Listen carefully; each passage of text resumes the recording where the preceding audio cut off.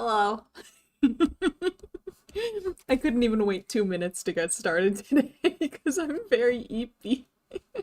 I'm very eepy and this is a short paper and maybe I'll take a nap after this or get some caffeine, one of the two. Hello Astral, hello Eggy, hello Arctelos, hello Dromerthrax, hello CDM, welcome to the stream, Hello Torg, yep, Bunny again, yeah, Bunny again. I really like this model. I'm gonna squeeze every little bit of dopamine out of this model that I possibly can. And maybe I'll finally get back to working on that other model that I was supposed to have next instead of this one. I'm sorry, I'm very, very sleepy today. That wasn't obvious by the fact that I've already yawned 2 or 3 times in the past minute. I also have my eye bags on today because it's just that kind of day, I think. But luckily we've got a short one today.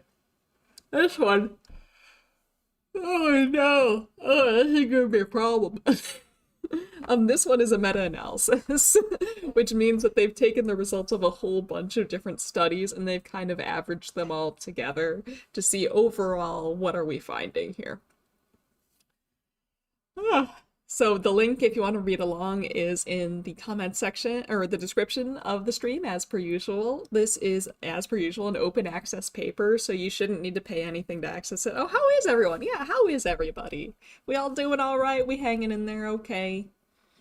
Hope that we're doing all right. My model just can't stop blinking, and it can sense that I can't keep my eyes open, even though I'm trying very hard, and no matter how hard I try and keep my eyes open, it just keeps blinking on my behalf. Yay. Doing good enough? That's good. I'm gonna start a yawn tracker. Oh no. Hey, Warpy, how ya doing? How ya doing, Warpy? Tired as well, hanging in there. I'm glad that we're hanging in there, at least. That's better than the alternative. Yeah, I'm eepy. I'm pretty eepy. Let's all take a nap instead of— what if we all just took a nap instead of reading the paper? I've actually worked really hard today on reading papers. Because I have a lot of papers in my backlog that I need to read, and a lot of them are not open access and do not allow me to share them on stream and stuff like that. So I went through like several— I reread 2 papers today, and then I read an additional 3rd paper today so that I could catch up on some stuff that I won't be able to read on stream, because I am so good and dedicated and awesome like that. Let's go from hanging in to hanging out. That's fair. Oh man. Okay, all right. Let's read the paper. We're gonna read the paper. I'm sorry. I know that I'm not like stalling too much or anything like that. I want to read the paper, and then we can read the paper. Hey, Z, how you doing? How you doing? Thank you. I really like this model. I'm very happy with it. Oh, I hope that you're having a good day and not pushing yourself too hard. Make sure to get some rest somewhere in there. Oh, you're so on time though, like 4 minutes in and starting the paper is solid. I nearly started it 2 minutes in. I'm just very sleepy today. And this paper it's only 5 pages long, and it's really only like 3.5 if you don't count like the references and other stuff. So and there's tables and pictures. It's gonna be doing a boxing. Yeah. Oh, that sucks. Yeah. I was doing a Kita-san Black run yesterday in Uma Musume, and she kept failing everything. It was horrible. Oh, it's your oh, you have a headache? Oh no. Make sure to drink plenty of water, and if you can, take some medication and get some rest. I'll give this one— oh yeah, this is Climate of Conspiracy, a meta-analysis of the consequences of belief in conspiracy theories about climate change. It is by Mikey Biddlestone, Flavio— I should know how to pronounce Flavio's last name, but I— yeah, oh, good. Flavio Azevedo— I'm sorry, Flavio, I forgot how to pronounce your last name, I'm so sorry. And Sander van der Linden. So these are, Mikey Biddlestone and van der Linden, these are both big names that I definitely recognize. Flavio, I am familiar with Flavio. the it's just I am not familiar with his work in the conspiracy theory space. I'm mostly familiar with Flavio's work in other areas of psychology. But yeah, this is what we're reading today. It's a meta-analysis, so they're not going to be presenting like new empirical studies. They're just statistically summarizing and trying to draw overall conclusions from pre-existing studies, which is probably why this is a relatively short paper, because this isn't like novel research. It's not like they're not testing a novel hypothesis, really. They're just sort of trying to summarize existing stuff. Azevedo, Azevedo, Azevedo. I'm so bad at emphasizing the correct. Thank you. I really need to get better at looking up pronunciations before I do. I always forget that I'm gonna read the names. It's really bad of me. Like, usually, if I know I'm gonna try and pronounce a name, I try and look it up, and I've just been making a very, very bad showing of it on stream lately. Azevedo. Flavio, I'm so sorry. It's because I always just call him by his first name when he comes up. Azevedo. Azevedo. Yeah. Yeah. Sorry, Flavio. I'm sorry. Please forgive me. No, I do worry, especially because, like, I don't think Flavio knows that I have this channel, but I do know Flavio. I don't know him well, but I know him. I have met him multiple times, which is... He doesn't know this is me, but I do feel bad about it, that I need to work on that. I need to go to a boot camp and just kick my own ass until I remember to do this. I recognize that I have a problem and I really need to get about fixing it, and then I just get tired and then I don't, and that's not a good excuse. Anyway, today we're reading a meta-analysis about how beliefs about conspiracy theories about climate change influence later behavior. Google Translate is good for pronunciation. I don't really trust it too much because half the time it detects the wrong language. What I usually try to do is I will search up on YouTube a pronunciation video, and then I'll scroll down to the comments section to see if anyone's being like, hey, that's my name and you're borking it. So I want to make sure that the resource that I'm using is accurate, kind of deal. Mr. Kitty, of course, gets very active when it's time for stream, as per usual, because he's a good boy and he has opinions. He has opinions. You can select... That's true. That's true. Yeah. I hear Kibby. Yes, Kibby is a good man. Kibby was actually supposed to go to the vet today because it seemed like he was sick. But then I think he's actually fine. So I might have to reschedule just if he's still feeling sick. I don't know, but... I think he's been all right. He's been all right. He's been acting fine for the past 48 hours, and he was only acting sick for like 24, and I just changed his food, so it was probably that. Mr. KB, are you okay? Oh, Portuguese? That's possible. Yeah. I need to spend more time, implying I've spent any time in Europe. I need to go spend some time in Europe and experience more of the world. Okay. How you doing, Mr. Kibby? He is distracted by the birds, so I think he's okay. All right.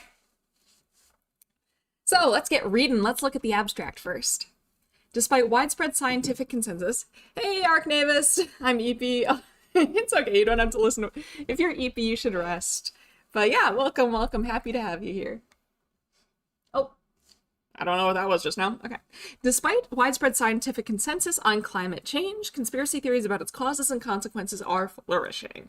In response, psychological research has started to investigate the consequences of espousing conspiracy beliefs about climate change, although some scholars maintain that the evidence for a causal link between belief and conspiracy theories and behavior remains elusive. Others have argued that of course, like, I don't know if you could establish you could establish a causal link here. But you'd have to do like a true experiment, and you'd have to induce belief or disbelief in climate change conspiracy theories. Oh, Galatian Portuguese? It means a place with many hollies. I love like name origin stuff. That stuff is always so interesting to me. Like, Myelin Akamon is not a very interesting name origin, but like that kind of stuff, or like etymology and stuff. Hey, how you doing, Mr. Kib? You okay? Hmm. I'm a little worried about him. Started acting weird. Let's get through the abstract, and then I know that I haven't gotten through much, but I want to check on Mr. Kitty real fast after that as a quick break, and hopefully everything's okay. It's hard to tell. Cats are very good at being sneaky like that. All right. Actually, I might check right now. Is that okay? Is that okay if I step away for a second to check on Mr. Kitty? I know, not ideal timing, but is that all right? Yeah. I'm sorry, CDM. Yeah, I'm sorry. I'm gonna step away real fast, go check on Mr. Kitty, and then I'll be right back. Yeah.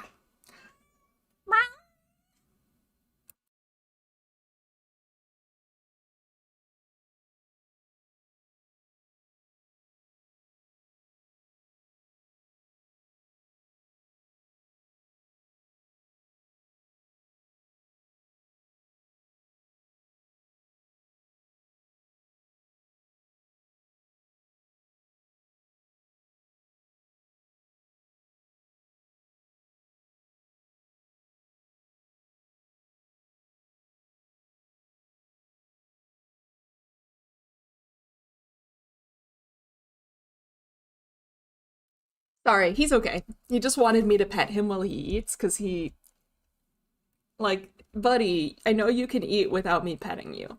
You've done it before, you'll do it again. You do it every single day. But sometimes he just really wants me to pet him while he eats at random times of day, because I don't know. That's a good Kipty. Good Kipty. He's a very good boy. He's a very handsome man, and he's full of troubles. And I love him, but he's full of mischief. But yeah, he's fine. He's fine. I'm relieved. I can't blame him. He never wants me to pet him at any other time. There's exactly one time I'm allowed to pet him without getting like glared at and potentially even bitten, and that is when he's eating, at which point I must pet him. I have to pet him. He will literally wake me up in the middle of the night so I can pet him while he eats. But if I try and pet him at any other time, I am actually evil incarnate. I don't know. Cats, man. Cats. They're very cute. Okay. Although some scholars maintain that evidence for causal link between belief in conspiracy theories and behavior remains elusive, others have argued that climate change conspiracy theories undermine pro-climate action. So this is a thing where, like, I imagine it's probably true, and there is a fair amount, like, of evidence in terms of, like, health behaviors, like, so there's this really cool study that I cite sometimes that looked at how beliefs in conspiracy theories about COVID towards the start of the pandemic predicted things like getting vaccinated, social distancing, avoiding gatherings, self-isolating, and things like that 2 months later in the pandemic. And that can't establish causation, but there's like there's a wide variety of domains where belief in conspiracy theories or belief in specific types of conspiracy theories is correlated with behavior that you would expect to come out of that particular type of conspiracy theory. It's just like it would be very difficult and potentially unethical and maybe even sometimes impossible to randomly assign and manipulate belief in conspiracy theories, so we can't establish that the belief caused the behavior. But I think we have some decent correlational evidence that certain beliefs are quite related to certain types of behavior. Like, for example, we talked about this, well, that wasn't behavior, that wasn't measuring behavior, we did read a previous paper about beliefs in conspiracy theories and support for political violence and things like that. But just generally speaking, we can't establish causation, but there do appear to be a fair number of signs that there may be a causal link between belief in conspiracy theories and behaviors relevant to those conspiracy theories. So it kind of makes me go a little, that they're saying some scholars maintain that evidence for causal link is elusive. Oh, hey, Ty, how you doing? Don't worry about being late. It's okay. We haven't gotten very far. Isn't that right, Mr. Man? Mr. Kitty is here. Also small, yes. He's a small kitty. And sometimes I can be small too. Hey Zeno, how you doing? Hey Zeno time. I think it's a good social network has never admitted to doing that to their users.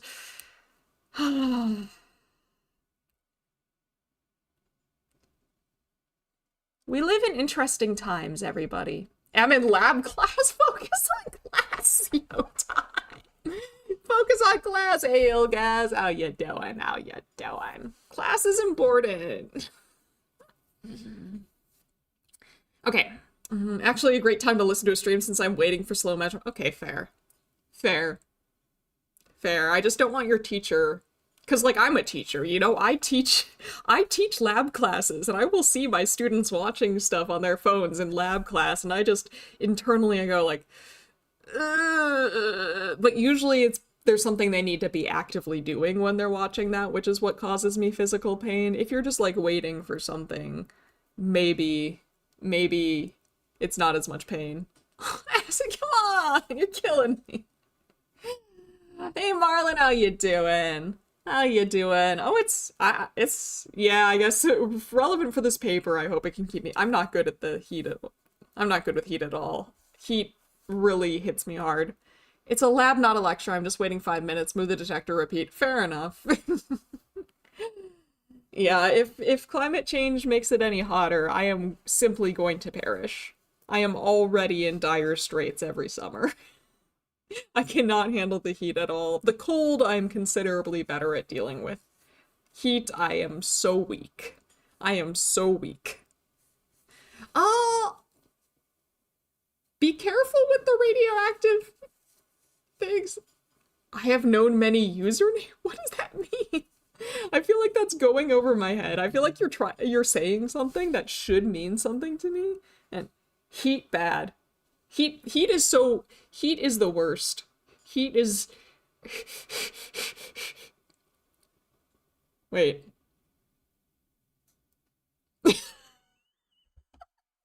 The cold lets you... Exactly, you can wear as many layers as you need to in the cold to an extent until it, like, stops your... But yeah, Marlon, this is exactly my thought. Hey, Eggy, how you doing? Known faces. I can't even remember what I'm saying. I'm not even know what I'm saying. Oh my gosh. Did I mention I'm sleepy and my brain isn't processing information and I'm barely aware of the words that are coming out of my mouth? Because... Also, I have an announcement to make. Before we get back to the paper, I have incredible news. I have just been informed. So every year my family does a March Madness bracket. For those of you unaware of March Madness, March Madness... Oh, I know, Eggy. I know. But I don't think you said hi. And if you did say hi... You did say hi! You did! I'm just a complete airhead and I don't know what's going on. You know, like the other day I was talking to one of my students... And I thought another one of my students wasn't there. And I was just saying, oh, well, blah, blah, blah isn't here today. And therefore, and the student was literally sitting just like 5 feet ahead of me and to my left. And I just kept talking as if they weren't there. And they were just staring at me the whole time. And like, if that tells you that I have not been getting enough sleep lately, I felt so bad. I felt so awful. I am just, yeah, but yes, March Madness. March Madness is, okay, now, please correct me if I'm wrong, but March Madness, so there, around March in the US, there is a college basketball tournament. There is a national college basketball tournament. And people will set up brackets where they try and predict the outcomes of all of the matches.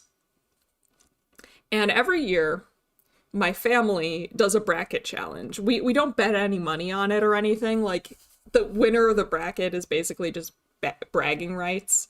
And every year they do a bracket challenge, and most years, I will enter this bracket challenge. And the funny thing is, I barely, like, I told you, I'm not sure that March Madness is basketball. I'm pretty sure it's basketball, but I'm not 100%.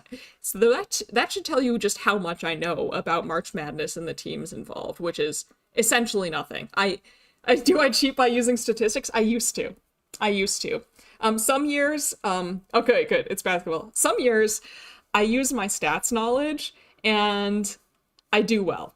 I know the least about basketball in my entire family out of everybody who participates in that bracket challenge, and I usually score first or second place in my bracket just because I use stats. And the others aren't good at stats like I am. This year though, I did my entire bracket solely based on which mascot I thought was more amusing or entertaining or just generally appealed to me. My entire bracket is mascot based. And currently I am in second place out of 9 people.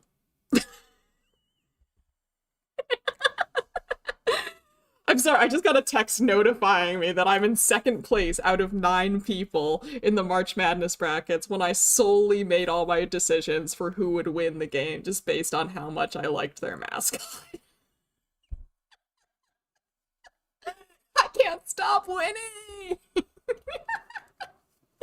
The last time I did this, I ended up in dead last by the end of it. So we'll see, but so far, so good.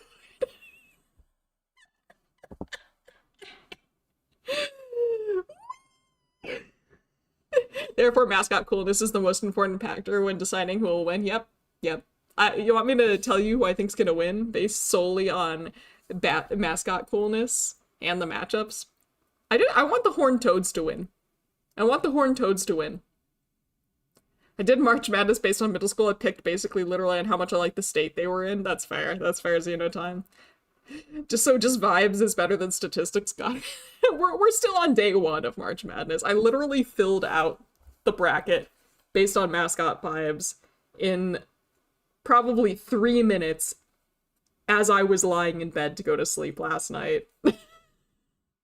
I don't even know if I'd get the same rankings if I did it again this morning. I think my retest reliability on that would be absolutely awful.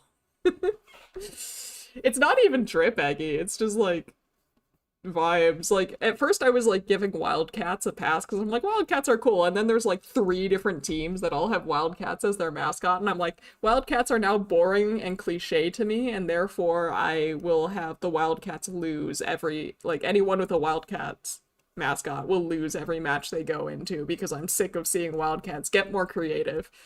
And then I had one match that was just 2 Wildcat teams going up against each other, and I was like, you know what? I'll just pick the one that looks cooler. The logo that looks better. Q Simpson's I don't even know that joke. As per usual, I am culturally deprived. Anyway, speaking of Wildcats, climate change. That's exactly what I did, Xenotime. Anyway, okay. So, to shed further light on this question, others have argued that climate change conspiracy theories undermine and cloak. I feel like all of this is like, so basically they're saying some people say it's causal, other people say it's not causal. Except, this frustrates me. I don't think that these are contradictory points of views. One of them is saying, theoretically, we believe that believing this leads to, or that if you believe conspiracy theories about climate change, then you'll be less likely to engage in environmentally friendly behaviors. So that's one side that they're putting up. The other side they're putting up is people saying, we don't have evidence to show that that's a causal link. I do not think that these two statements, I don't think this is a disagreement. I don't think these are two contradictory statements. You can think that something is true, but not have evidence to solidly say that it is true. I don't, like, I'm on both sides here. I think that we don't have evidence to say there's a causal link, but I also think there probably is a causal link. We just don't have evidence for it. I don't think that this is the dilemma that they've kind of framed it as in the abstract. I think this is just a basic science thing of like, sometimes we cannot test for causation, or maybe we haven't yet, but we can still hypothesize or theorize that there is causation. Like, that doesn't seem like a contradiction to me. Maybe I'm sleepy and that's not what they're saying, but the way that it's phrased kind of sounds like some scholars believe this, others have argued. It sounds like they're pitting those two viewpoints against each other when I really don't think those are mutually exclusive viewpoints. What about conspiracy theories around petrochemical extraction companies intentionally sowing atmospheric science misinfo? Oh man, Marlon, I have thoughts about that one because like that's not a climate change conspiracy theory as su like it's related, but it's it's funny to me because Marlon, that type of conspiracy theory is the type that gave me my conspiracy theory crisis when I first started studying this stuff. I went to a talk about people's talk like the first time I ever saw a researcher talking giving a talk on belief in conspiracy theories. He was saying that like some conspiracy theories are more plausible than others, and many things that we believe may be conspiracy theories and we may not just be aware of it. And that was like something like that is one of the things that he listed as a conspiracy theory because like he said, Marlin, some of the actions that they take are very in the open. We know that they've happened, they've been confirmed, they've been admitted to, whatever it is. But other actions that I firmly believe that certain companies are taking are not confirmed and therefore are counted as conspiracy theories. And that was the day I realized that I believe conspiracy theories, at least some of them, because I was like, oh shoot, that counts? I thought that counts? And it does. It fits the academic definition of a conspiracy theory. So I had like a moment of crisis and I was like, oh, I guess I believe this stuff. Have you seen that video of Exxon PR guy who was interviewed for a job but actually just went on a Zoom call with an activist group and told them all their... No, I have not. I have not. Oh boy. Okay. To shed further light on this question across a range of outcome measures, so they're looking at a wide range of behaviors, we present a meta-analysis of 22 independent samples. So they've got 22 different studies in this, of 22 studies. And then if you add together all the sample sizes across all 22 studies, their total sample size is 20,765. They wouldn't have been able to check this, but it's possible that some of these are the same people multiple times. Maybe person A was in study 1, but also in study 5, and therefore gets counted twice. But like, you know, there's no way they could have accounted for that. Probably. Given that we have to keep our participants anonymous to the extent that we can, unless we get special approval not to. You have to, it's amazing. Oh, I might investigate. Overall, we find clear evidence that climate conspiracy beliefs have moderate to large negative correlations, not only with acceptance of climate science, trust, and pro-environmental concern, but also with behavioral intentions and policy support. So they're framing this as correlational. Most of these effects were not moderated by design, so they did code whether the study was experimental or correlational. So it looks like there were some experimental studies. I'm wondering what those experimental studies manipulated. Did they actually manipulate belief, or did they manipulate something else? Political ideology or prior conspiracy beliefs. I find a lot of words and concepts to be tools to shape the way people can and organize and conceive of situations. You're going a little Sapir-Whorf on us, are you, Marlon? The Sapir-Whorf hypothesis. I think concepts, that's the case. Words is a bit fuzzier. I think that the Sapir-Whorf hypothesis, that our language actually influences our thinking, and like that linguistic barriers and linguistic limits limit our ability to reason and think. I don't think there's actually a lot of support for that, but I do think that the way that our brains want to group things in, put things in categories, does limit our abilities to an extent. Words determine our units of concepts. I think you can conceive of things where there aren't words for it.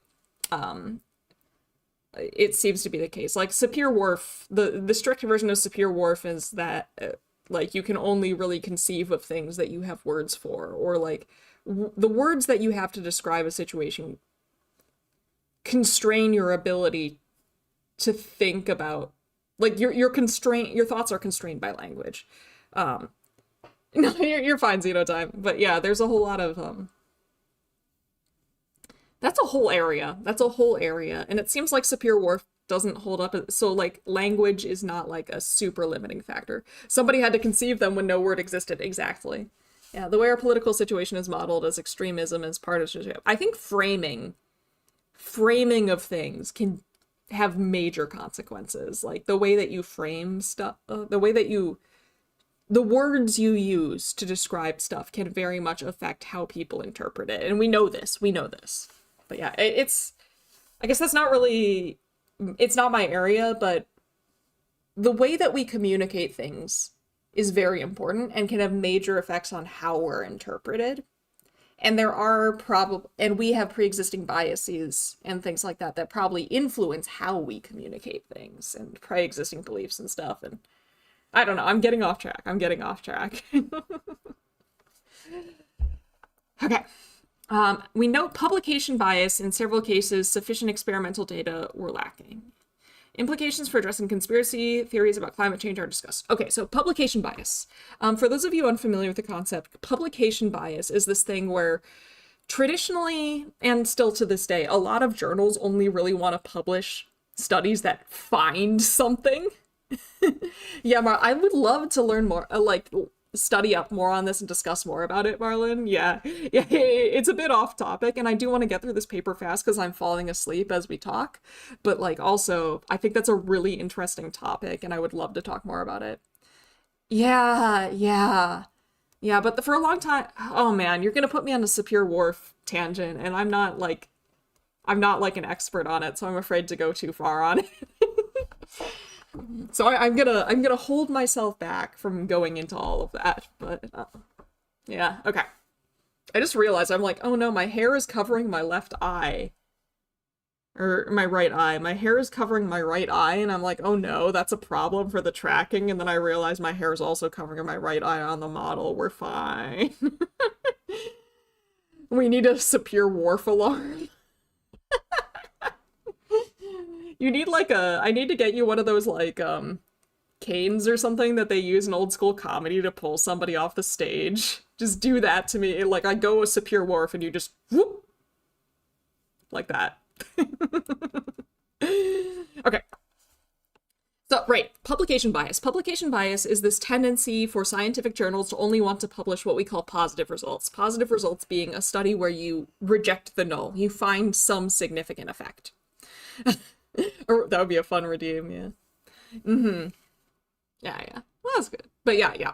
So that's what publication bias is. Because publication bias is a thing, and we mainly publish studies where you reject the null, that means we're more likely to have a higher proportion of false positives, that is, studies where we thought we found something, but actually it was just a fluke, than we really should. So the false positive rate with an alpha of 0.05 is 5%. So 1 in 20 hypothesis tests that turn out positive, or that where you reject the null, should be a false positive. Should be you thought you found something but you didn't. But because of publication bias, because we're largely only publishing things where we found a result, there's a higher risk that false positives are getting published. That's the problem with publication bias. That's why they're mentioning publication bias is potentially a problem with this. And it's a problem with meta-analyses, because meta-analyses are combining a whole bunch of, they're trying to learn, what do we know about this effect overall? And they're doing this by combining every study that they can find that meets their criteria, that studies whatever the effect is. In this case, the relationship between conspiracy beliefs about climate change and environmental behavior and stuff like that. Of course, it's a lot easier to find published data than unpublished data. So you're more likely to find, when you're doing a meta-analysis and you want to find out if an effect is real, you have to be very careful, because most of the published stuff is stuff that found an effect. There could be thousands and thousands of paper that find no effect, or thousands and thousands of study that find no effect, that do not find the effect that you're interested, but they were never published, and so you're not aware of them. So a lot of people who do meta-analyses, what they'll do is they will send out emails to every researcher that might potentially be studying this topic, and they will ask them, hey, can you give me your unpublished data? Because they know that if you don't find an effect, you're less likely to find it in published papers, and therefore you might have to go to researchers directly and say, hey, do you just have this sitting on your computer somewhere unpublished? If you're studying conspiracy theories and looking at Facebook posts, is that a meta-analysis? Xenotime, I'm gonna bite you. I'm so upset. Why are we doing puns? I am just a small jackalope. I do not deserve this kind of treatment. If anyone Oh gosh. I have a lot of unpublished data, and it's not necessarily unpublished because I failed to reject the null. It's unpublished because I really don't like the publication process, and therefore I've been avoiding it when I really shouldn't. Oh god, a method that relies on researchers answering their emails. You're right, Xenotime, and that is a major problem. It relies on them answering their emails. It relies on them actually being willing to help. It relies on them being willing to share unpublished data, which some researchers do not want to because they don't want somebody to publish on their data before they publish on it. It relies on them being able to find their data, which gets less and less likely the longer it goes around. If they did collect the data but didn't test for that particular effect, it also relies on them having documented their data well enough for them to actually go in and test for that effect and recognize what the variables are potentially many years after they collected the data. It relies on them being able to understand the type of analyses that they need to do to give you the information that you need for the meta-analysis. It's a whole mess. It's a whole mess. Publish or perish. But yeah, publishing is really annoying though. Well, honestly, Torg, yes. That is why I specifically looked for a teaching position as opposed for a tenure track job, because I did not want to deal with publish or perish. And teaching positions often, at least the ones that I was applying to, did not require me to do any research, which is sad because I haven't really done too much research. But if other researchers do that, is it introducing a new bias? Potentially. Potentially. There's a lot of difficulties. Conducting meta-analyses is hard. It's very hard, and it's a lot of work, and there's a lot of things. I could go on for, I have literal lectures on like stuff that I could just talk for hours, but also I'm very sleepy and I want to get through this paper, so I'm not gonna. All right. Oh, they start with a quote. I love quotes. Wake up, America, with all the hysteria, all the fear, all the phony science. Could it be that man-made global warming is the greatest hoax ever perpetuated on the American people? Senator James Inhofe in 2003. We have a quote. All right. Although the latest report from an intergovernmental panel on climate change from 2022, this paper was published in 2025, I believe? No, this was also published in 2022. Okay, so they're citing a report from the same year they published the paper. Good for them. Highlights how human-caused climate change has already caused widespread damage to societies worldwide. Conspiracy theories that cast doubt on the existence, causes, and consequences of climate change continue to abound. Are they missing like an and? Should there be like an and in this sentence right here? I'm not gonna nitpick the grammar, I just got confused. Anyway, these conspiracy theories range from the simple idea that climate change is a hoax and accusations of systematic scientific bias and fraud to elaborate plots that the government is manipulating the weather through advanced geoengineering and that global warming was invented by global elites as part of a sinister plot to create a new world order. What isn't to create a new world order these days, everybody? Come on. Come on. What are we talking? I don't know what I'm doing. A recent Cambridge YouGov survey revealed that around the world, 9 to 31% of the population endorse the claim that anthropogenic climate change being specifically, the climate is changing because of human action, if you're unaware of that. That's what that means. You can say that climate change is real, but say that that's just a natural shift in the Earth's climate. Because the Earth, if my understandings of history and like geology and stuff is correct, the Earth does or has had periodic shifts in climates. You know, we'll like have ice ages and stuff like that where the world temperature will fluctuate to an extent.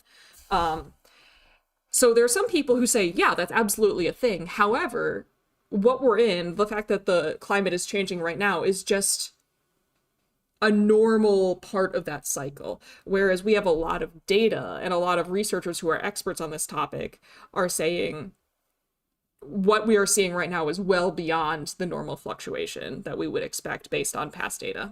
Yeah, not nearly as quickly, but it has happened. Yeah, I think it's been not nearly as quickly and usually not quite as dramatically, is my understanding. Yes, but all those sudden shifts resulted in mass extinctions, that too. Yay!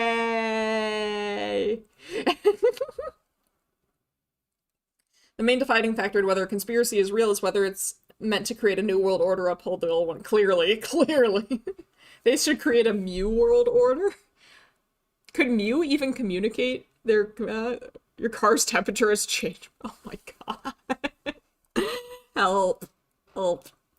Man, I'm glad that I'm a small YouTuber because can you imagine what the comment section on this VOD would look like if I was bigger?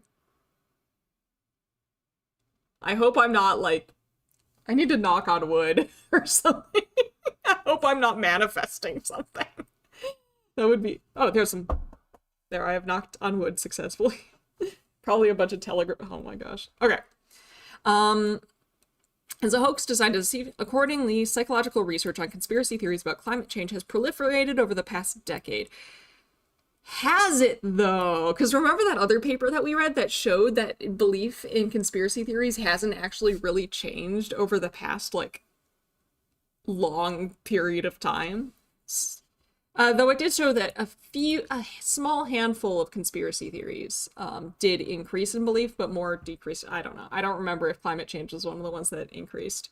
And before the algorithm grabs you, I'm running away from the algorithm.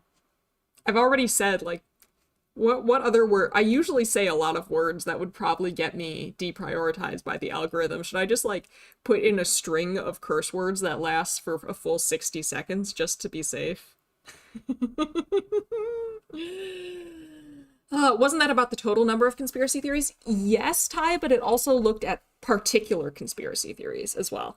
You can mog your channel in conferences and get to speak on the big stage. I did hand out my my business card to quite a few people at the last conference.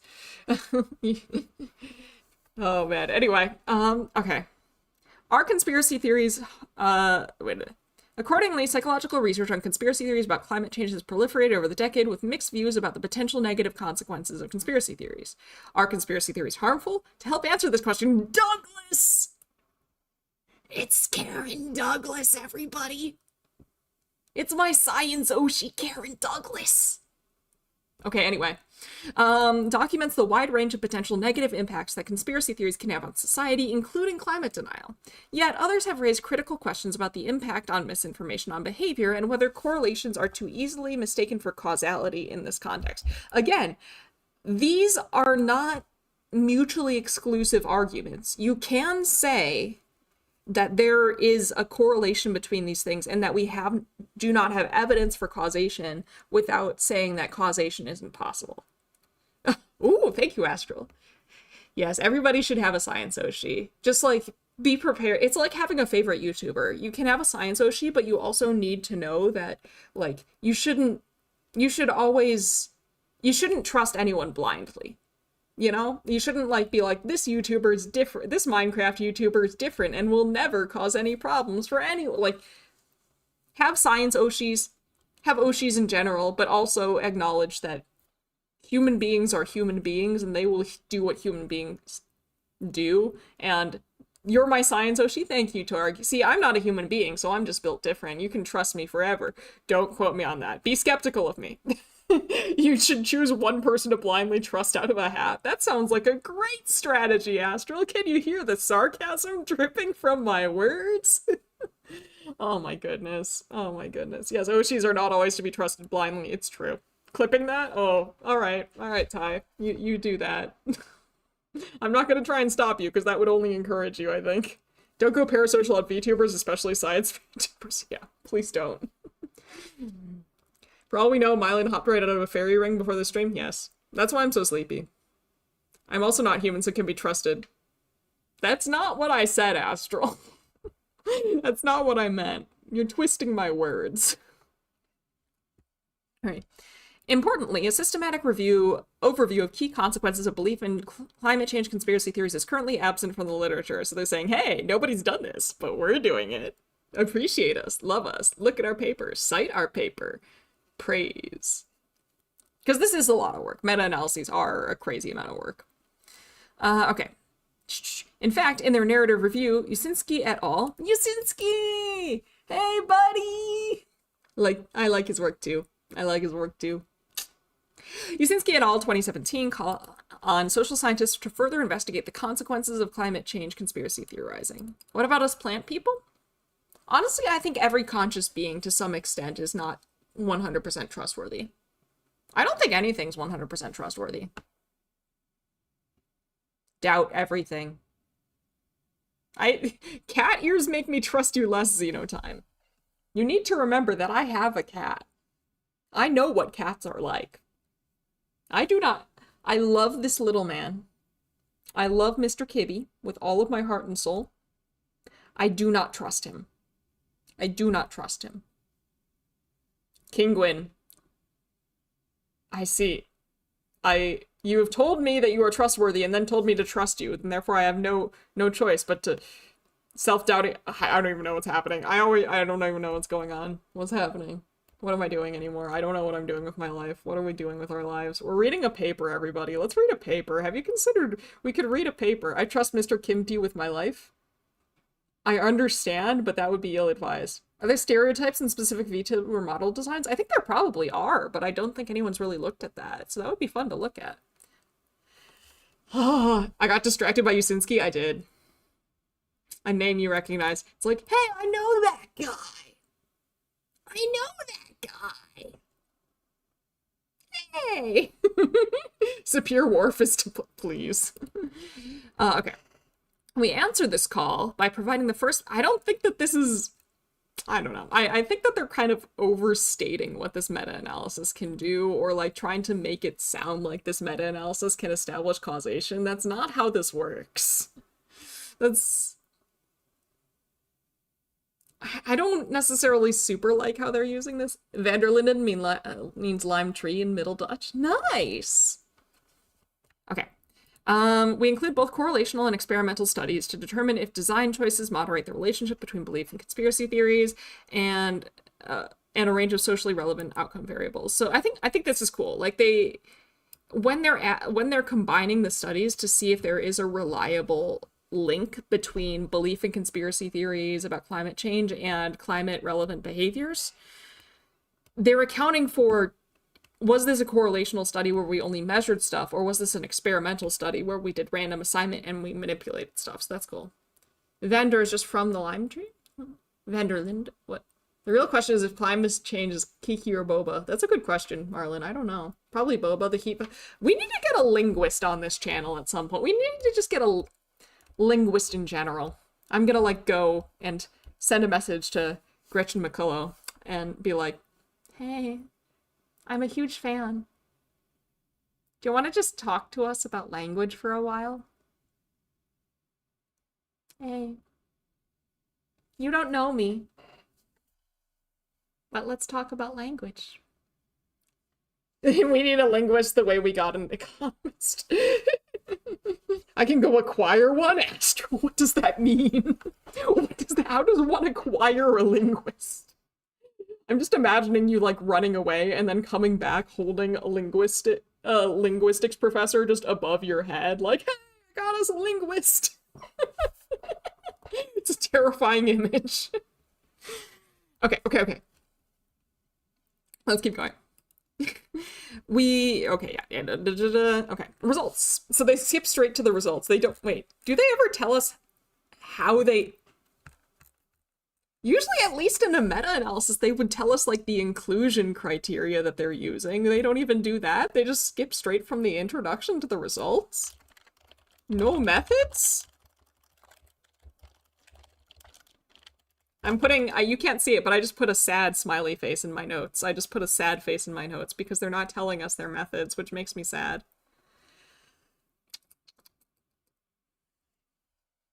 Like, what? How did you find these studies? How did you select these studies? What keywords did you use? How did you decide what to include? Like, come on. Come on. Come on. Our methods are what some would consider to be unnatural. I really don't like that they're just skipping the methods section entirely, especially because they're like, we can test whether this is causal through a meta-analysis. That's not how meta-analyses work. Like, I have feelings. And maybe that could be like, you know, like Nature and some of those things. Some of those journals just hide the method section at the end of the paper, which really pisses me off. But I looked and I didn't see a method section. I just saw discussion and conclusion. Oh, materials and methods. There it is. Never mind. It's like one short paragraph, but it is here. Never mind. I was wrong. It's here. It's shorter than I would like. But it sounds like they have more details if you go onto their OSF page, so that's okay. Never mind. Oh no.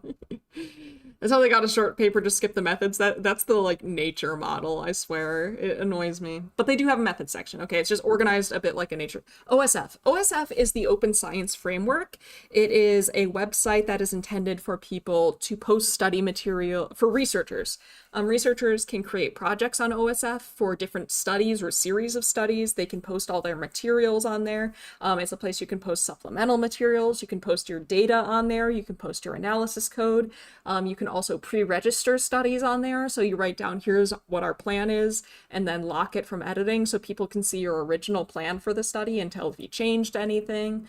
Its entire purpose, as you can probably tell from the name, OSF, Open Science Framework, is to promote open science and make science more accessible and open and honest and things like that. Sai might know a bit more about that than me, but it looks like those papers I had to write in college. Oh man. Okay. Let's keep going. Oh, that's cool. I hadn't heard of it except maybe in passing. Yeah, it's a cool website. It's definitely a cool website. I think historically, back when I was using it on a semi-regular basis, the web design was kind of like, the web design and user interface weren't great. They've done a lot of overhauls in it since then, and I haven't used it enough to say, like, since then to say whether it's gotten appreciably better. I would say its search function isn't ideal. Its search function isn't ideal, but I can't tell if that's a website problem or the researchers are creating, like, projects that aren't search engine optimized. Either way, OSF, you should check it out sometime. I think it's largely used by psychologists, but I'm not sure. Okay, with regards to science attitudes, climate change conspiracy beliefs had medium to large negative associations with the acceptance of both climate science and science in general. So people who believed conspiracy theories about climate change typically believed climate science less and believed just science in general less. Of course, this is a relationship. We can't necessarily say whether this was causal. Some of these might have been experiments, others were probably correlational. Probably for the best if scientists aren't running their papers past an SEO consultant. Probably true, Torg. Fun word wouldn't have got. Yeah, it's just frustrating, like, because on OSF, like, I'll be looking to see if anybody's done a research project on this, that, or the other thing, or if anybody has openly shared a data set on this, that, or the other thing. And like a lot of the time when I search for something, a whole bunch of irrelevant results will show up because the authors happen to mention something somewhere in there that's relevant to the search terms, or a whole bunch of like relevant results will show up that aren't what I'm looking for. Like I'll search for a data set and like an author will have uploaded a file that's like a summary table or something as a data set. And I'm like, this isn't a data set. Like, it's just like, it's a combination, I think, of a weird search algorithm and also people not using the categories on the website correctly. Something needs to happen with that. I don't know. Anyway.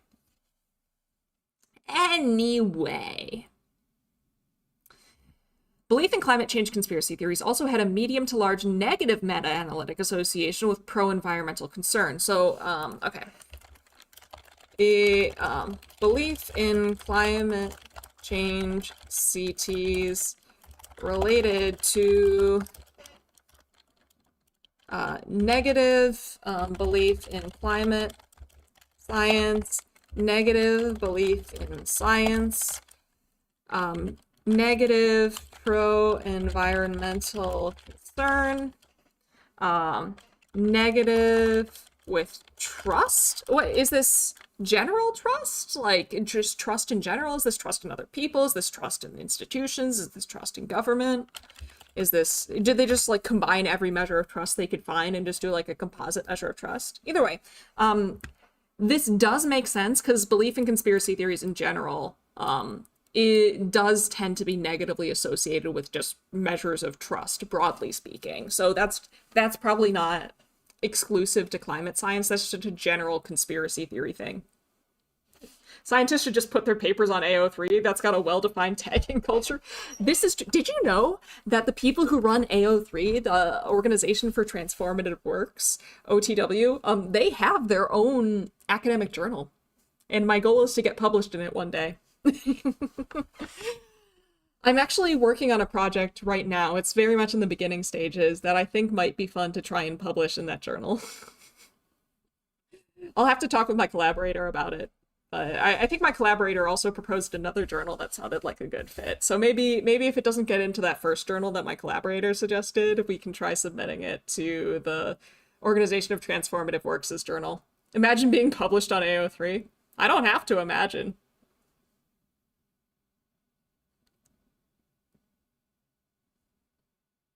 Did you know that I'm a Hugo Award winner?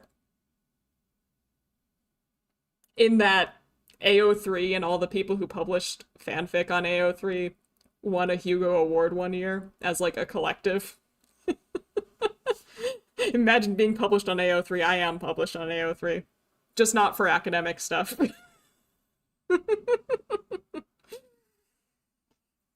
Thank you. Thank you very much for the Hugo Award that I definitely don't deserve. And I only own like 100,000th of this Hugo Award. Anyway, where were we? I'm a sympathetic monster. Please be sympathetic to me. I am very small and cute. So the Hugo Awards are now as prestigious as the Time Person of the Year. Hey, I have part of a Hugo. I don't have part of a Time Person of the Year. You and Neff just keep dropping insane lore. Is it so insane? Your writings are... Yeah. I'm not going to tell you what my AO3 account is. I don't think I'd be, like, mortified if you found my AO3 account, because I haven't written anything, like, questionable on there. All my things have been, like, rated teen at the highest. But I'm not going to actively share my AO3 account with you now. Some of you might be able to find it. I do have a Time Person of the Year. I think it was two... I'm also at least, like, one several millionth of a Time Person of the Year? Oh my gosh, I have part of a Hugo Award and part of a Time Person of the Year. I'm a genius. If Mylan hadn't said they posted on AO3, I would have still assumed. Right, Astral? That's why I'm saying I'm not sure why this is insane lore, because I kind of assumed that all of you already thought that I was the type of person who was posting on AO3. Several billionth. Oh, right, you could be anyone on Earth. You're right, several billionth. And if it was in 2006, I think... If it was 2006, we weren't at 8 billion yet. I think the world population was only about 7 billionth. Like 7 billion or so back in 2006. I think. Like 6? Like 6 billion?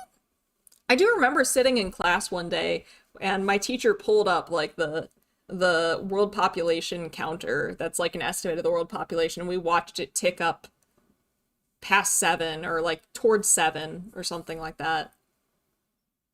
Back in the day. I haven't posted on AO3, but not because I haven't written stuff that wouldn't go on there. I'm just shy. That's fair. That's fair. You can post stuff anonymously on AO3.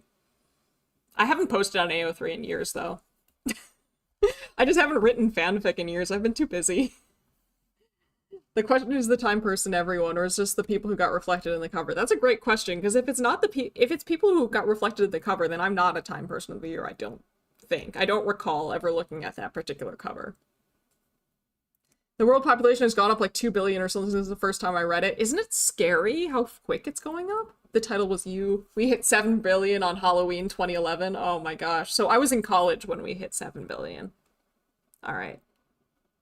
Oh, oops. Well. Oh well, that cat's out of the bag. I was in college in 2011. Anyway, where were we? Non-significant relationship for perceived scientific consensus. Okay. No significant relationship with non-significant with scientific consensus. Hey, Erne! I should have seen myself on the cover. I could if I wasn't in range of a cover, then I wouldn't have. I was barely in school. Shut up. Astral's too young. We need to kick Astral out of the stream. Get Astral. Where are your parents? What? Shoot! I am your parent. Shoot! Oh no! I'm not ready for this level of responsibility. Anyway, where were we? Okay, so I think that was my freshman year of college. Yeah, Penguin, you're not too far off from me. Like, we're not the same age, but you're not too far off from me. Okay. Belief in climate change conspiracy theory. Okay. So the more you believe climate change conspiracy theories, that actually was not related to how much scientific consensus you thought there was about conspiracy or about climate change, which is interesting. So like the more you believe conspiracy theories or the less you believe conspiracy theories did not have anything to do with whether you thought there was scientific consensus about climate change. So your beliefs about climate change were not necessarily related to whether you thought scientists agree about it, which is interesting to me, honestly. Indonesia has error bars on its population size of their lowest guess, so nobody really knows what nobody actually knows what the world population is. It's all just estimates at the end of the day. However, this latter finding should be treated with caution due to a considerably small number of studies. Okay, so this non-significant finding is based on small sample size, or based on small number of studies, so maybe that's not a reliable finding. Lusitania? Sorry, I had a moment. Okay. This is likely due to inclusion of effect sizes measuring trust in many different institutions. From fringe right-wing conspiracy media outlets like Info, but I thought they said it was related to trust. I'm confused. They said it was related to trust, but then they said it was not related to perceptions of a scientific consensus. But then they say the latter finding, latter referring to the scientific consensus finding, if they're using it in the proper use of the term, should be cautioned due to the small number of studies included in the analysis. Oh no, never mind. I'm just reading this wrong. Never mind. No, they're saying, okay, the scientific consensus one was just not significant, and we don't know if that's actually non-significant or if it's just that they just didn't have a decent number of studies looking at this.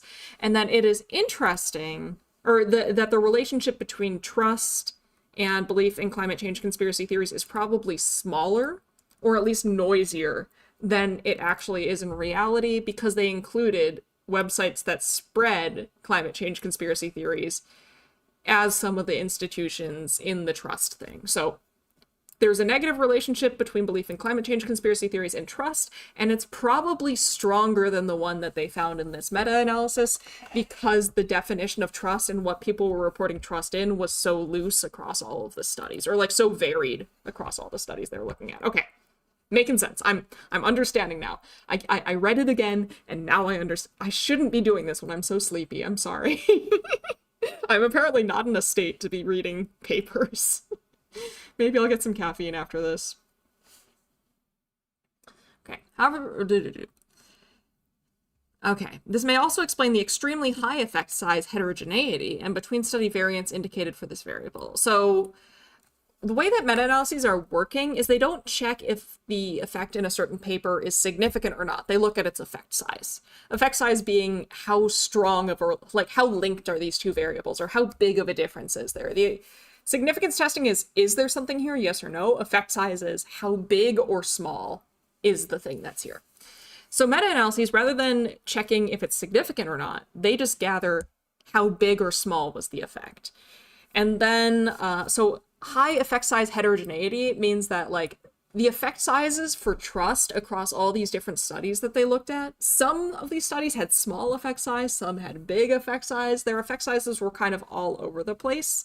And there was just a lot of variance across all the studies that they looked at the relationship with trust. So they're like, there's a lot of noise in this estimate. We don't really know, like, interpret this with caution. The effect size could be bigger than this. The true effect size could be bigger. It could be smaller. Like, this is maybe not as solid as some of the other effect sizes that we're going to report here, is basically what they're saying, if I'm understanding this correctly, which I'm starting to doubt given how sleepy and how much I keep going like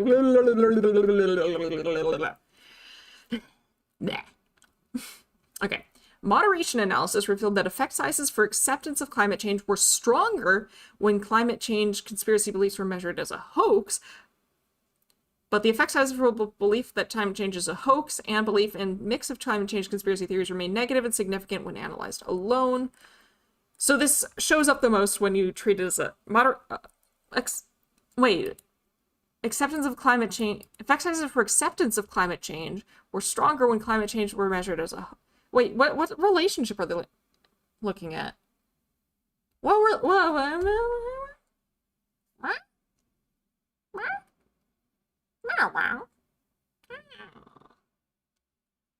a little confused. The effect size for what? Is this the trust relationship that they're still talking? Because they were just talking about climate acceptance of climate change science. Are they looking at the relationship between climate change belief in climate change science and climate change conspiracy theories?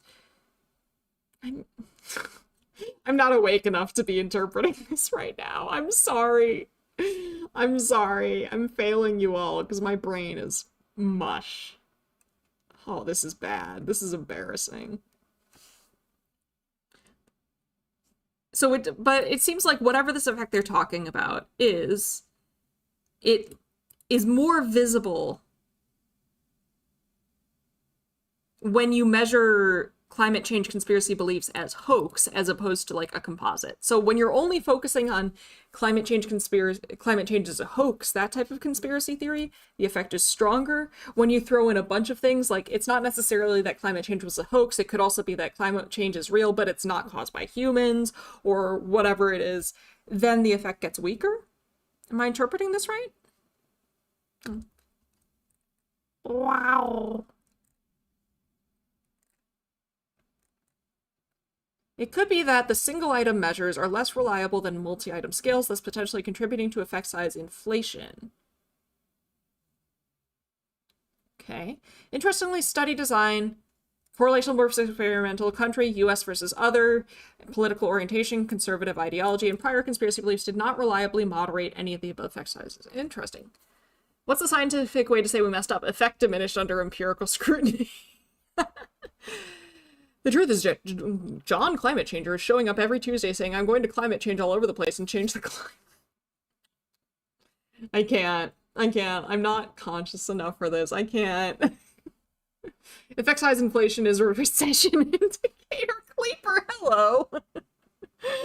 What an entrance.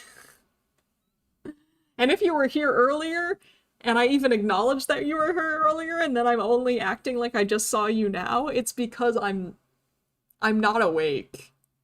If it looks like I'm awake, that's false and wrong. I'm just something.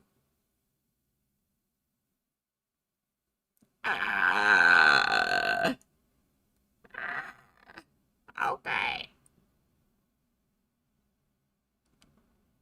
I'm embarrassed. I'm useless. What is happening? What is... The jackalop's brain is split between waking and dream worlds. It's true. And it's not an even split either. Oh my gosh. Okay. You can do it. Oh, the fact that you feel the need to cheer me on. Like, I'm touched, but also I'm like, oh man, it's that bad, isn't it? I'm making it worse by acknowledging it. I thought it was dolphins. What it was that? Anyway, okay. Behavioral intentions and policy support. You're right. That is where we're going next. I want to revisit this because I feel like I didn't really do a good job looking at this. It could be that single item measures. Okay, so they're saying that single item measures, so items that are, so when they measured belief in climate change conspiracy theories with a single question, those are probably less reliable. It could be that any effects that we're seeing are an artifact of the question and the wording that they used. And therefore, we might be seeing an artificially bigger effect size when they're specifically looking at the hoax thing, because the hoax thing is often measured as a single measure. It might be that the effect size is smaller when they use a combined version of a bunch of different health or climate change conspiracy theories, because those tend to be multi-item measures where they ask multiple questions. Therefore, they have less error around them, and therefore, it could be that they have a more accurate effect size and it looks a bit smaller. The reason I'm not cheering Mylan is that they will have an existential crisis if I acknowledge their suffering. It's true, Sleeper. If you show me any compassion, I will think that somebody has hacked your account. That's a joke. Cleeper, you've shown me compassion before. You've already tipped your hand. Where were we? All right, okay. Behavioral intentions. I think I did better that time. I think I've properly, like, given this a better shake. I don't think that was a perfect, like, explanation or interpretation, certainly. I'm sure that I was perfectly wrong. But I think that that was at least a better attempt than my first one. Okay. Behavioral intentions and policy support. So this is the fun thing. Like, of course it would be ideal to measure what people actually do, their actual behavior, but that's really hard because you have to go out and you have to observe them, or you have to rely on them to accurately report their behavior, which people kind of suck at. So a lot of the time when we want to measure behavior, we might just ask behavioral intentions. Behavioral intentions being what you intend to do in the future. Unfortunately, the correlation between behavioral intentions and actual future behavior is low. It's not great. It's like around like 0.2, 0.3. Like what you say you're gonna do and what you actually do are actually not as related as we would hope. So I want you to note that they're saying behavioral intentions here. Yeah, what someone says they'll do and what they actually do in the moment. Exactly, Marlon, exactly. There is, yeah, what people say they do versus what they'll actually do. Yeah, there is a gap there. There is a pretty appreciable gap between those two things. So I want you to really keep in mind that this is behavioral intentions and not actual behavior. This is what people say they're going to do. It's not what they actually do. People are always accurately report their behavior. I'm not going to get ice cream, right? People always accurately report their behavior. I'm reporting my behavior so accurately right now. I'm sitting upright. I'm sitting straight. I am drinking. I am going to drink water right now. I am so honest, and I can always predict what I'm going to do. Surprise no one who knows of your New Year's resolutions. Exactly, right? What I'll say I'll do and what I actually do aren't even correlated with eating breakfast, right, Torg? Right? Like, there is a correlation. There is a correlation. What you say you do and what you actually do are related, but not nearly as much as we would like. So again, like, don't take any behavioral intentions results as an indicator of what people actually do. It might be a slight indicator, but it's not a very good one. It would be much better if we could actually measure behavior directly, but that can be very difficult to do. Depending on the type of behavior you're measuring, and policy support. So what sort of laws and things that they support. With regards to behavioral intentions, climate change conspiracy beliefs had a small to medium negative correlation, or negative meta-analytic relationship with pro-environmental intentions. So intentions to do environmentally friendly things were slightly negatively correlated with belief in climate change. Mylan says trust no one. Cleeper, were you here? Because I literally did say trust no one earlier in the stream. You're not putting words in my mouth. That's the thing I actually said. Which is why all these trolley problem experiments are so expensive to run. Right, Marlon? Also, whenever I try and run one, the IRB tells me I'm not allowed to. They say it's unacceptable risk. They say the trade-off between harm and what we will learn is not worth it. Can you believe it? Can you believe they won't let me do a trolley problem study? It's so rude, frankly. They said to trust Mylan because they aren't a person. And then I immediately walked that back, but you know what? You can trust me. You can trust me. It's like that Vine, that one Vine of like the, you can trust me, son. Okay, Dad. And then he walks away. Lesson number 1, don't trust anyone. That's like, Vsauce actually did. You probably get a government grant for that. Oh my god. Oh my gosh.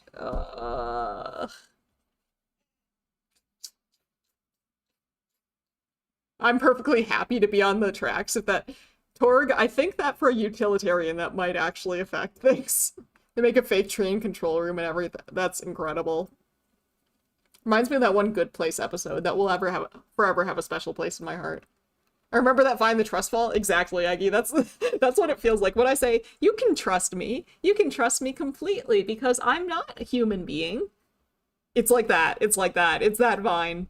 I just realized the model looks like it belongs in Happy Tree Friends. Oh no. I'm torn between the pull to bully and childhood trauma. Oh no. Zero Escape Death Game modeled as a formal research study.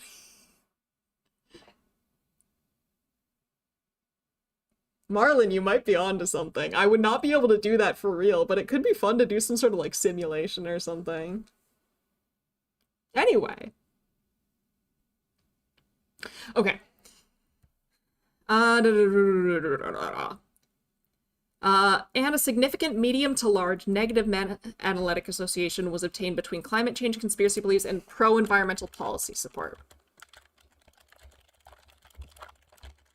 I think it's interesting that the more you believe climate change conspiracy theories, you're only a little less likely to not do environmentally friendly things. But when it comes to the law, the more you believe them, you're considerably less likely to support laws to combat climate change. So it seems to affect like overarching laws as opposed to individual, it affects overarching laws more than individual intentions, if I'm reading this correct. Okay, genuine question. Can you get into trouble at the uni you receive your degree at if you're not working there and violate ethics but outside research context? I mean, yeah. Like, you conduct unethical research outside of academia. I mean, potentially. Like, let's say you have an honorary degree, you might get that degree stripped from you. If the particular type of unethical research you're doing is fraud, they might potentially try and like do something to invalidate your degree or something like that. Pilot implementation of moral behavior analysis via the Jujutsu Kaisen Golden Game. I'm so excited for next week's episode. I cannot wait to see more of my son Yuto Okotsu causing problems. Believing in the power of love and causing all of the problems. Fighting a cockroach in the most incredible way possible. Oh, next week's JJK is going to be amazing. Wanting the government to change people's behavior is easier than changing my own behavior. That's true, Torg. It's funny, though, because it's like changing away from, like, positive behavior. Man, I hate it when the internship at Meta makes you lose your HCI degree. I don't think that's necessarily the type of thing that would happen. But I know like medical degrees, that kind of thing can happen. I think I've heard of cases of that. Anyway, despite its significant effect size, the Bayes factor, oh god, Bayesian statistics, for pro-environmental intentions indicated a need to collect more data. So, oh, the behavioral intentions, so that effect, even though it's a small thing, it's like there's probably not enough data for a solid conclusion. I can see that with regulated professions, yeah. Yeah, like you can be stripped of your license in regulated profession. I think you can also, to an extent, be stripped of your degree. I'm not super sure. Yay, Bayesians! I know I need to learn more about Bayesian stats, but have you considered... I don't want to. I don't want to.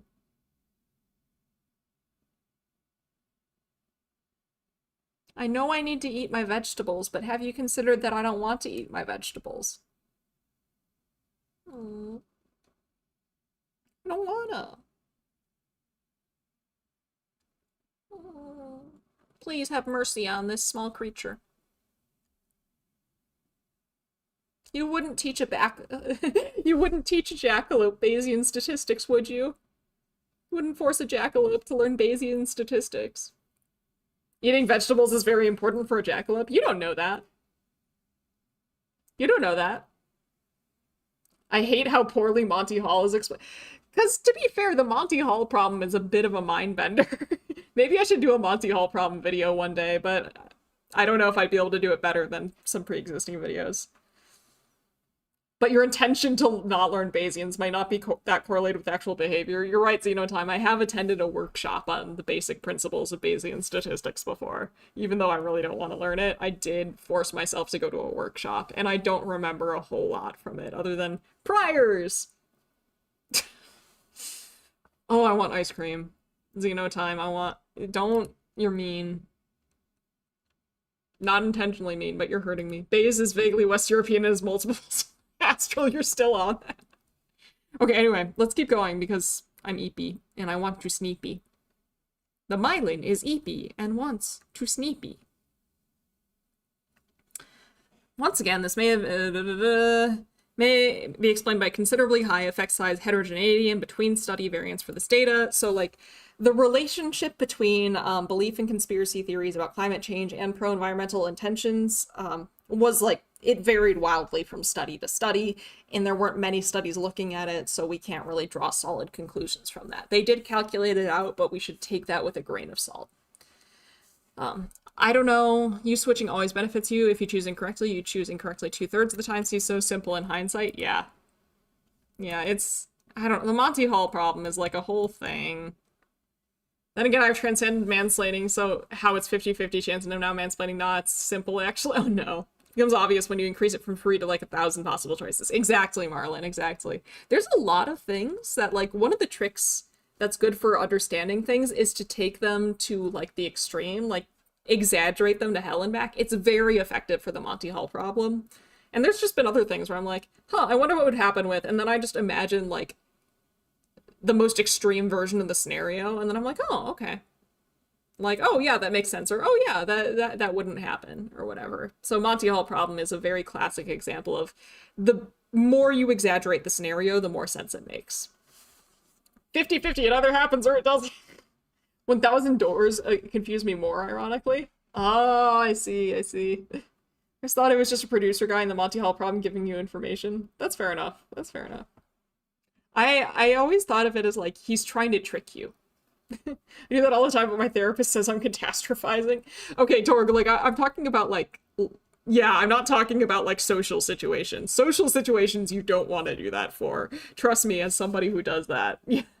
Monty Hall problem? Yeah, the Monty Hall problem is, it's a way to demonstrate, like, statistical stuff. Explain it like, oh god, am I prepared? I'm, like, 90% asleep right now. Am I prepared to explain the Monty Hall problem? Thank you, Marlon, for trying to keep me in line. There's a lot of great videos on the Monty Hall problem. It's actually mentioned in multiple anime, oddly enough. You can look up the Monty Hall problem. It's based on a game show that was hosted by a guy named Monty Hall. There was, like... It's a probability thing. Yeah, you essentially choose 2 doors instead of 1 if you switch. Yeah. Basically... I'm sorry, I'm just gonna do a very, very broad overview of the Monty Hall problem. Yeah, okay, so the thing was, it was a game show. The contestant, the host, Monty Hall, it shows you 3 doors. He says, okay, behind one of these doors is a new car. Behind the other 2 is like a goat or something like that. And obviously, you want the new car. The CeeLo, what? I don't know if this person's being serious. But one of the rules in chat is don't intentionally spread misinformation. So I might just... Anyway. Yeah. Yes. And the idea is, so the contestant gets to pick one of the 3 doors. When the contestant picks one of the 3 doors, Monty Hall will eliminate one of the doors and says, okay, the goat is not behind this door. You can either stay with the door that you have currently picked, or you can switch to the other remaining door for the door that you think has the car behind it. If I want the goat, how's the math work out for that? Stick with the same door. If you want the car, you should switch when he offers you the opportunity to switch. Behind the correct door is a goat, which you then have to carry across the river along with a wolf and lettuce. Oh my god, Sam. But yeah, it's sort of a probability dilemma. There is a correct answer that will give you the highest chance of getting the car. Yes. I'm also gonna time out that person for like 5 minutes, just in case. And if they want to come back and, like, if they were joking, they can come back and demonstrate that they were just joking, but since I don't know them, I don't know if they were joking, and therefore they're timed out. Imagine hooking jumper cable wires on Marlon's antlers to keep their brain awake, like jump-starting a car. I feel like that would just knock me unconscious, Marlon. I don't think that would work. Okay, let's keep going. Moderation analysis revealed that the negative meta-analytic relationship between climate conspiracy beliefs and pro-environmental policy support was significantly stronger when effects employed a correlational versus experimental design. Ooh, interesting. Who? Some guy came in here saying something that could have been, like, climate change denial, and therefore I deleted the message and timed them out. It's nobody that I've seen in chat before. Like, Cleeper, if you said something wild like that, I would know that you were probably joking, because, like, I'm familiar with you. If it's, like, a first-time chatter or something, or, like, somebody I don't recognize, I don't know if they're joking, and therefore I'm just gonna time them out and delete their message. Yeah. Exactly, Marlon. Exactly, yeah. Cleeper got banned for being too compassionate. It's an imposter! This person is yeah. I never joke, I'm always serious. Sure. If that's how you want to play it. Okay. Was only significant for correlational designs. Interesting. So for some reason, this only works in correlational designs. There's only a relationship between believing in climate change conspiracy theories and supporting anti-climate change stuff in correlational designs. It does not show up if you experimentally manipulate this. So it doesn't look like the thing that is causing... It doesn't look like belief in conspiracy theories about climate change is causing a lack of policy support for environmental policies. That's interesting. People think I'm not building a torment nexus from the famous book. Do not. Oh my god. Oh my gosh. What is happening?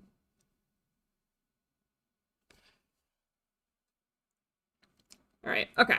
So that would suggest that this is not a causal relationship. That it's not the conspiracy belief causing the policy support or lack thereof. There's just, maybe there's some third variable, because this relationship doesn't pop up when you experimentally manipulate it.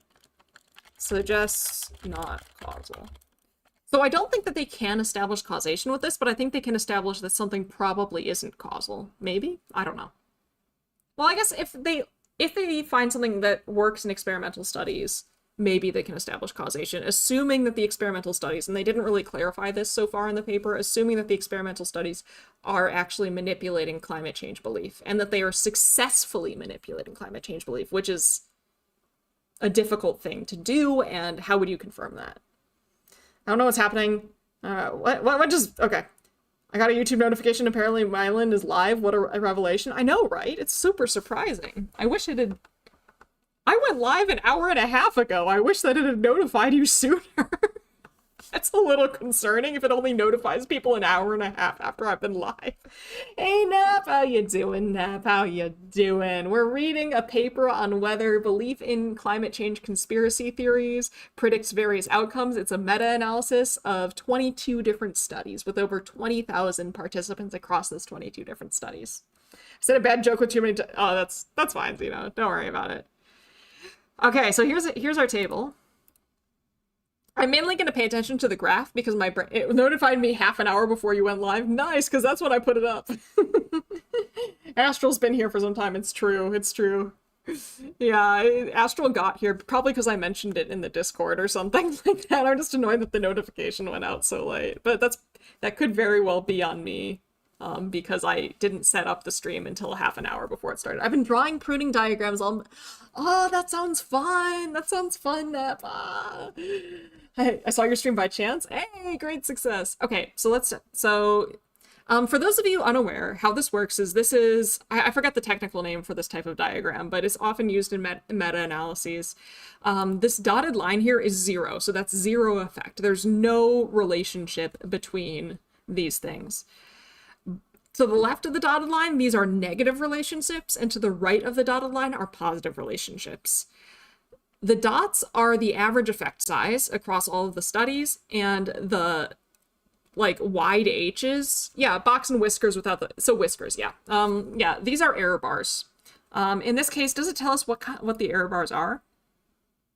I'm guessing, like, standard error or something like that, but the general idea is that if the error bars... What are you talking about, buddy?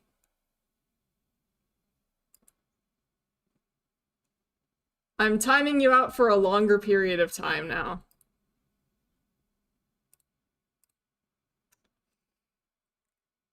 Okay. All right. So this like elongated H thing, the line that goes through the dot, that is representing error. If it crosses over the dotted line, that means statistically speaking, we can't say that this is a real effect. It could just statistically be no different from zero. If it doesn't cross over the dotted line, that probably is a real effect. So just eyeballing the first one here, this is acceptance of climate change. People who believe, weren't we just talking about you getting more people from outside the community?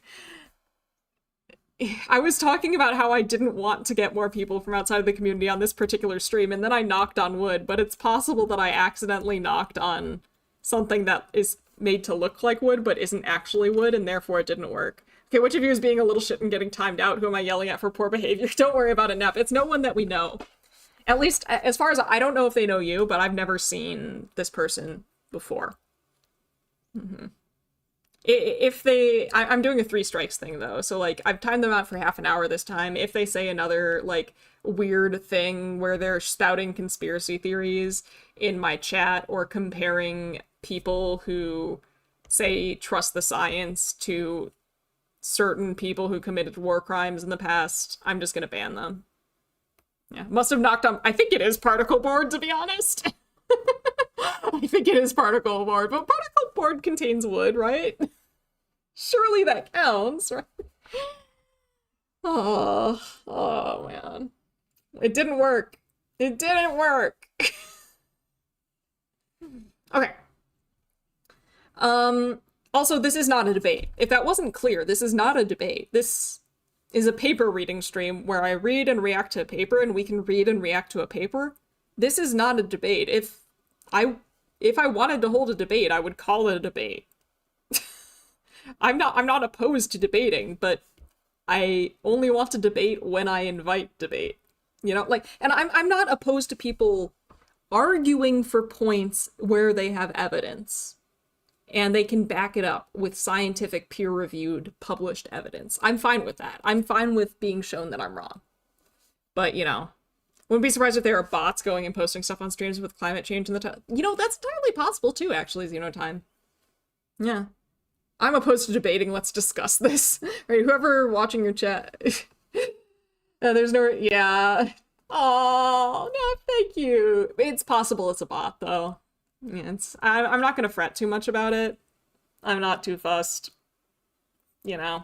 I figured that this topic might get some interesting things happening, either in chat or the comments section. Maybe I should turn the comments off for the VOD as well. I don't know. I'll probably get... I'm not looking forward to the like-dislike ratio. Next action is reading the paper. You're so right, Marlon. Okay. So we see the negative relationship between belief in conspiracy theories about climate change and acceptance of climate change. The more you believe these theories, the less you accept climate change is real, which makes sense. That's kind of... In fact, I'd almost expect that effect to be bigger. The more you believe conspiracy theories, the less you're concerned about the environment, which makes sense. If you don't think climate change is a thing, then why do you need to be worried?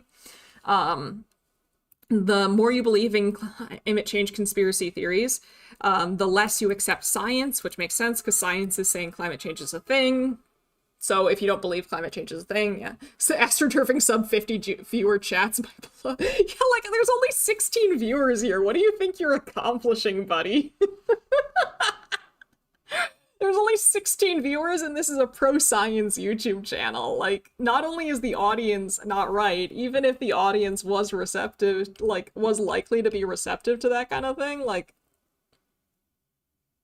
is it really worth it to spend your effort on this CCV? Like, oh no, oh no. Okay, anyway, and we're seeing no relationship between belief in climate change conspiracy theories and scientific consensus. So people who are high, who believe a lot of these conspiracy theories, people who believe in very few, who don't believe in these conspiracy theories at all or very little, that doesn't seem to have any relationship to whether they think that there's scientific consensus on climate change, which again is very interesting to me. But again, those are huge error bars. They said that this effect probably isn't very reliable, blah, blah, blah, blah, blah, blah, blah.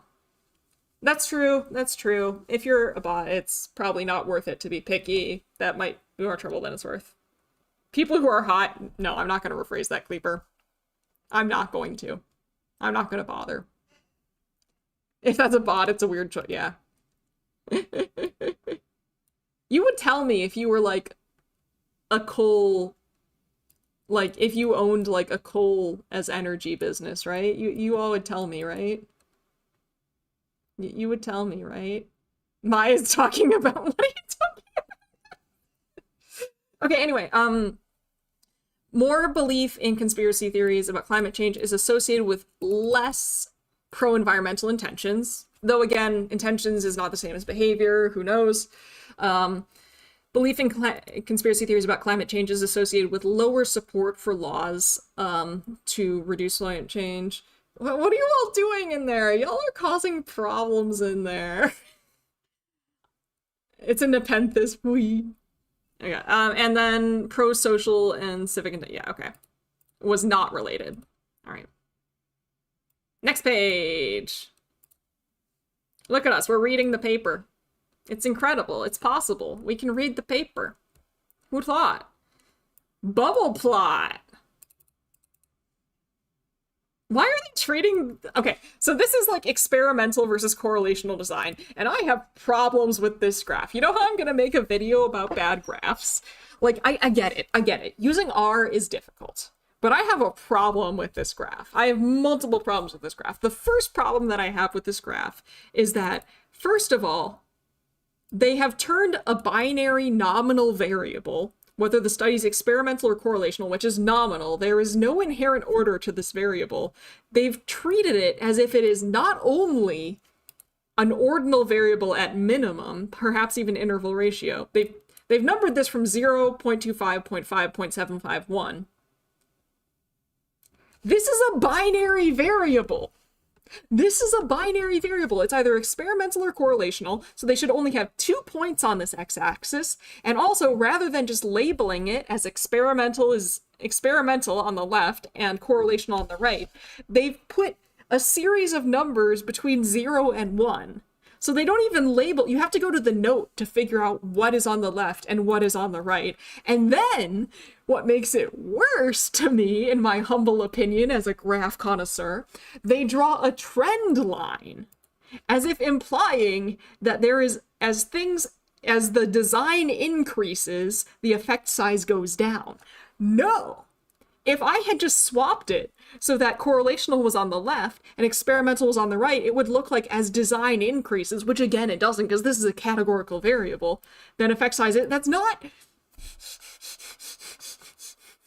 This is breaking many rules. This is breaking many ironclad rules of the graph, and I do not approve. Do not approve. I don't like this graph. Also, this is not the full y-axis.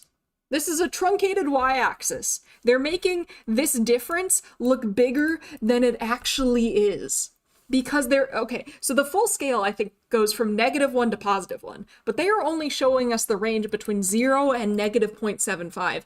They have cut out more than half of the scale on the y-axis, which makes it look like this difference is a lot bigger than it actually is. They are committing many graph sins in this particular graph. And I don't know if this is normal for meta-analyses. Maybe this is how you normally display a meta-analysis, but I want to say that this graph is a sinful graph.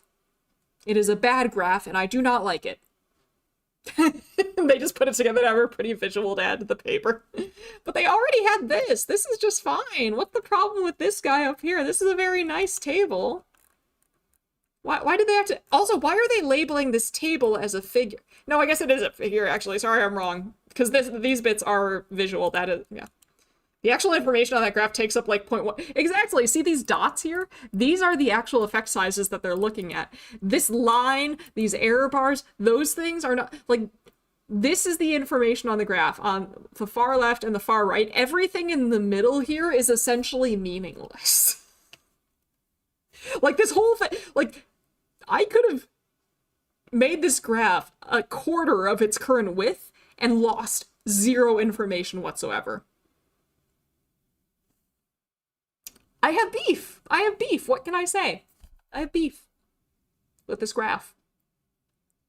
I'm not saying I think the research is bad. I just think that the graph is bad.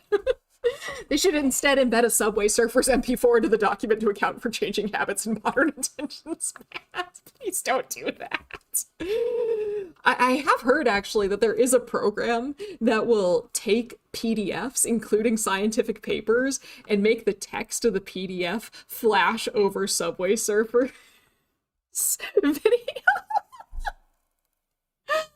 Oh, do you have to jump for the beef? Very brave if so. It's true, I am at the top of parkour civilization, Gleeper. What can I say? I jumped for the beef. I don't even eat beef and I jump for the beef. Be very impressed. The fact that the CI bends in the middle is horrific. Hey! Hello! Hello, Professor Hedgehog. It's been a while. How you doing out there? I know, right? Though, please share my pain. For those of you who don't know, it's been a while since we saw Professor Hedgehog in chat. Professor Hedgehog is a professor of economics, and he is more statistically inclined than I am.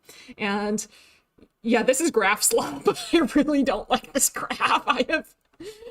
I really don't like this graph. Full respect to the authors of this paper. I do respect you.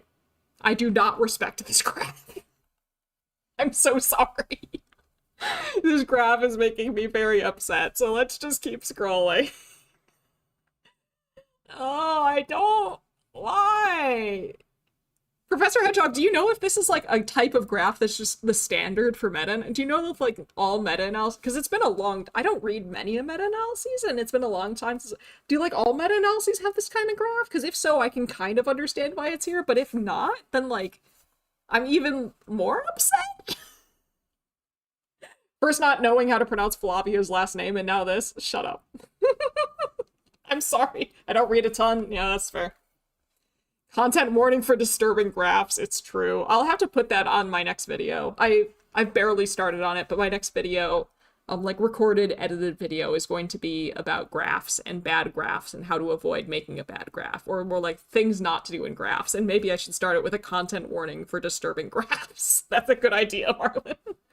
But I don't think so. Yeah, I don't know why this is here. Is it here just to upset me, or what? I think I said this already once today, but are these authors intentionally trying to upset me? I have heard good things about many of the authors on this paper. I've heard wonderful things about many of the authors on this paper. Surely they would not do this just to cause me pain, right? Because clearly this is targeted, obviously. They only expected me to read the paper, even though none of them know I exist. I mean, one of them knows I exist, but the one that knows that I exist doesn't know that I'm a jackalope, so it's fine. So if you get more confidence in your studies, only like 60%. Oh my gosh. I can't see why anyone uses this, right?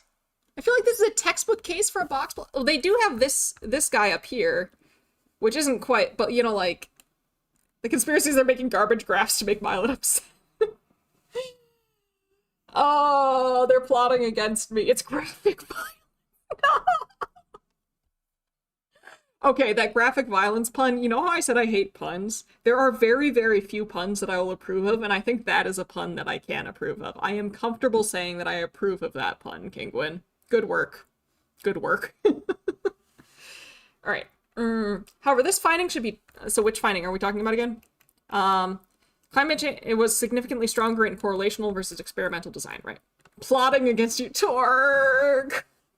Torg! No, Kingwood did it right! Oh, those are good puns. I'm upset. I hate puns, but even I have to acknowledge that those are good puns. How could you do this you made a pun like that? I'm sorry, Torg. It just didn't register to me. Oh yeah, you also did graphic violence. Oh my gosh. Torg, I'm sorry. I'm so sorry. You did, Torg. Congratulations. Congratulations. I just somehow didn't hit me that it was a pun. This finding, the graph they found. No. Alright, however, the finding is that the effects are stronger in this particular effect is stronger in experimental designs than in correlational designs? Or no, it's weaker, sorry, it's weaker. I was interpreting this correctly, because this is 0. So it's stronger in correlational designs than experimental designs. However, this should be treated with caution because only one sample... They only had one sample with an experimental design? Only one sample! They're burying the lead here! size for one of these two conditions, so-called conditions, is 1. Xenotype, please. I can't handle this many puns that I'm actually willing to approve of in a row. I'm just gonna start hating them on principle at this point. Okay. Study design, country, political orientation, and prior conspiracy beliefs did not reliably moderate any of the effect sizes. So. Wait, what's the... I haven't watching the comments, sorry if I... It's okay, it's okay. Y'all did good work. Y'all did good work. Oh my god. I'm gonna go mildly ballistic. Okay. You can't just... Seriously, though. Like, they're like, hey, check this out. It is interesting that this was moderated by whether it was experimental and correlational. It showed up in correlational, but it didn't show up in experimental. By the way, there was only one experimental study. What? What? Don't bury that. Like, I'm glad they told us, but, like... Say that sooner! Say that sooner!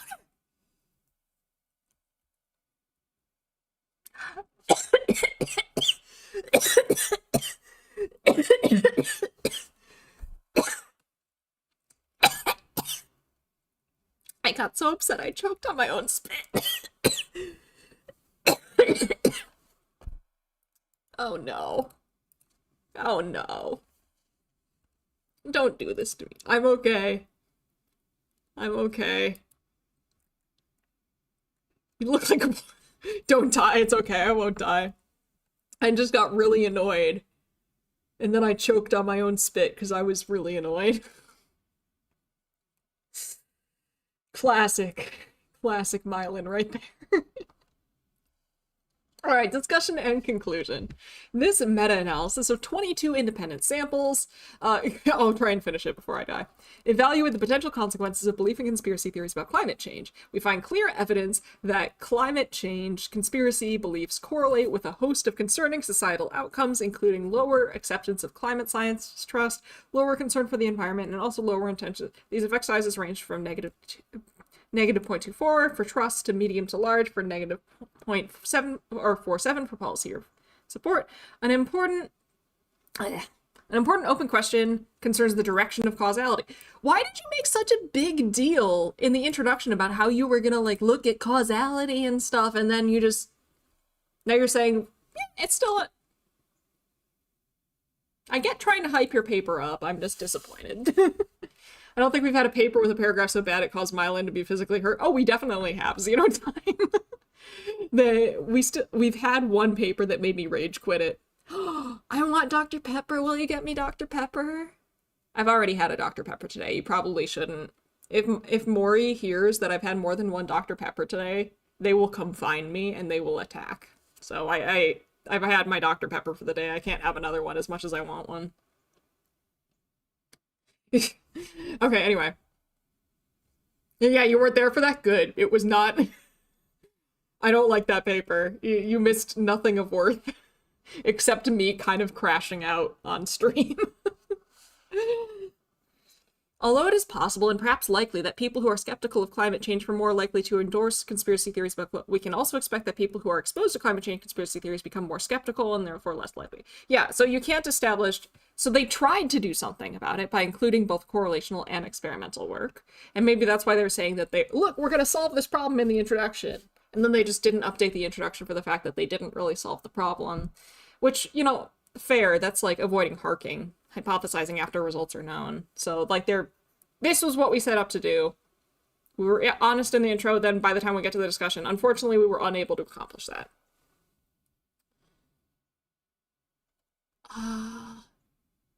Oh, that was funny. That was just that wasn't necessarily a bad study, though. That was like the one where they were just not defining key terms. So it was upsetting. Didn't know. What is happening? Okay. Blanchard? Okay. We also expect that people who are exposed to... Our meta-analysis has tried to advance this debate by including both correlational and experimental work. For example, one of the included experiments, people were less likely to sign a petition to counter climate change following exposure to conspiracy theory about global warming. At the same time, we note that the number of experiments included in the analysis was unbalanced and relatively low compared to the number of correlational designs, which is likely a reflection of the larger literature. Most studies do not provide an experimental test of whether exposure to conspiracy theories causes people to disengage from science and politics. True, there's not a lot of the research in the conspiracy belief area is correlational. Like, a huge amount of it is correlational. Study that made you crash out? I don't remember. Yeah, it wasn't a bad study. It just meant we had no idea what the hell the term meant. Yeah, because the problem was that they were using a psychology term, but they were using it differently from how psychology used it, and then they added something to it. Oh, yeah, that guy. Oh, screw that guy. Anyway.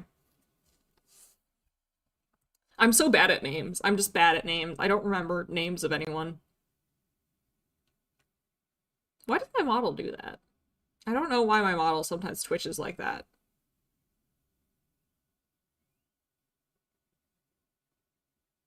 Anyway. Okay. Interestingly, our moderation analyses generally did not find that the observed effect sizes were impacted by study design. Maybe because you had so few experiments that you didn't have enough power to test that. It's probably a good... Like, I knew what you meant the second you said what this person was about, is the thing. Like, I don't know the name, but, like, I know the guy. Oh, no, Jackalope model. Hi, Chad. Hi, Milo. Hey, Gomi. How you doing? How you doing? We're just finishing up this paper here. It twitches! Yeah, I don't know why. It only seems to have it at a certain head angle. I don't... Anyway, okay. Quick, the model's... It's fine. The model's fine. It's just a rabbit. It can't sit still. Or a hare. The bias corrected... Okay, move over. Although publication bias was present in many cases, which somewhat expected considering our exclusion of the gray literature. The gray literature... Is the gray literature... Is that the technical name for, like, unpublished studies, I think? Your model has no nose. What got your nose? I don't know. I don't know. It's gone. It's gone forever.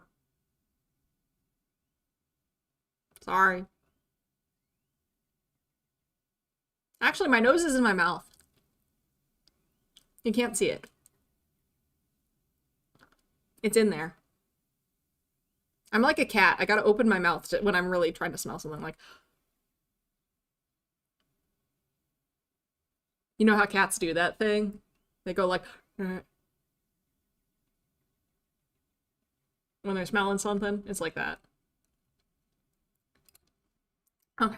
The bias-corrected meta-analytic effect sizes were similar to those attained in the main analysis. Only slight body horror. Yeah, that's fine. Tasting the air, exactly. The gray literature is a weirdly high fantasy way to describe unpublished studies. True. It's a fun name. Given the fact that only a few experimental studies were available for each outcome variable, we feel that it is premature to make any firm conclusions about the overall absence of moderation effects based on study design. Fair. Fair. Is that a common way of testing whether there's support for a causal versus a correlational thing, is like doing a meta-analysis and then seeing if study design, whether it's a correlational or experimental study, moderates the effect? Because that's a cool thought. I never really thought of that, but that's an interesting way of looking at it. The more I think about it, the cooler it sounds. I'm telling people I've made major contributions to the gray literature. Me too, Xenotime. I've made such major contributions to the gray literature, you wouldn't believe it. I have actually sent data to researchers for several meta-analyses. I've been like, they're like, hey, do you have any unpublished data on this? And I'm like, yeah, sure. And then I send it to them. Given the extreme degree of effect size heterogeneity between study variants in most cases, we therefore note the need for more data and research in this area. So just there aren't enough studies to really do a more solid test of this. That can't really get at causation though, unless you assume study design is independent of other variables. Yeah. I'm just thinking, Hedgehog, like, they have one effect in here, which I don't think is super reliable, mind you, but they do have one effect in here where they found that they only found a relationship between belief in conspiracy theories about climate change and pro-environmental intentions, they only found that relationship in correlational studies. It was not present in experimental studies, which suggested to me that that's evidence against causation. Or it would be if they had more experimental studies and I was more confident that they had enough power to test for that. Archive is a gray zone? Perhaps. Yeah, I don't know. I don't think it can work the other way, Hedgehog, but like, I think it can provide evidence that perhaps an effect is correlational and not causal, if you think about it that way. Because like, if it doesn't show up when you try and manipulate it, but it does show up when you're not manipulating it and you're just measuring it, that suggests something to me. Yeah. Yeah, but maybe that's not quite the direction that they might have wanted. Either way. Professor Hedgehog, inventor of the hedgehog dilemma? He's not the inventor of it, but he probably has thoughts on it. Unless he did invent the hedgehog dilemma. Is there something that you're hiding from me, Professor Hedgehog? All right. In all likelihood, both causal pathways are possible and potentially mutually reinforcing. So this might be a reciprocal relationship. A distant relative? Yeah, that's fair. So that people with skeptical prior attitudes might seek out conspiracy theories about climate change, whilst those exposed to conspiracy theories also become more skeptical about the issue. So it reinforces itself. People who are already prone to this stuff seek out conspiracy theories, and the conspiracy theories make them even more skeptical, kind of thing. Major contributions to gray literature, 50 Shades fanfic. So 50 Shades started as a fanfic. That's just getting all meta.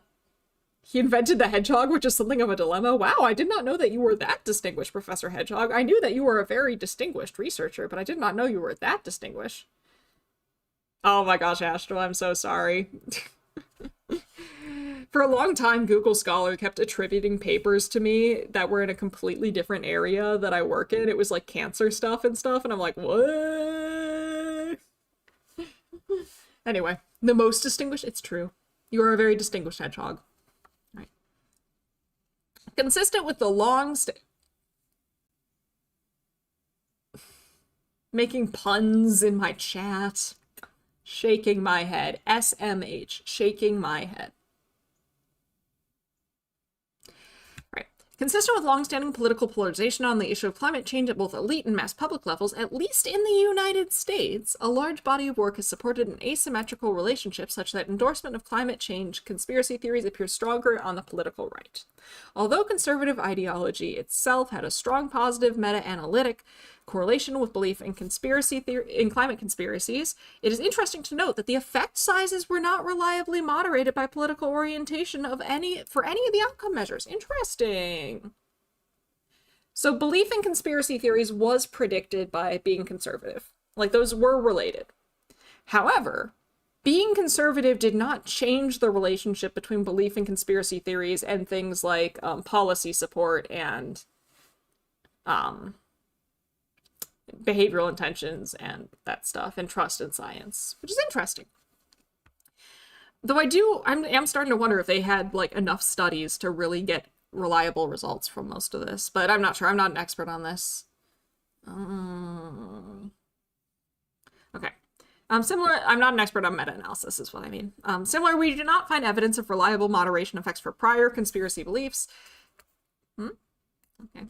In addition, contrary to evidence which suggests that climate denial is uniquely prevalent in the United States, the effect sizes were not moderated by country in our meta-analysis, though I do wonder, like, a lot of research on conspiracy theories is done in the US. There's also a decent amount of research done on it in other countries. I think like the UK and the Netherlands and Australia, oddly enough, are also pretty big places where this type of research happens.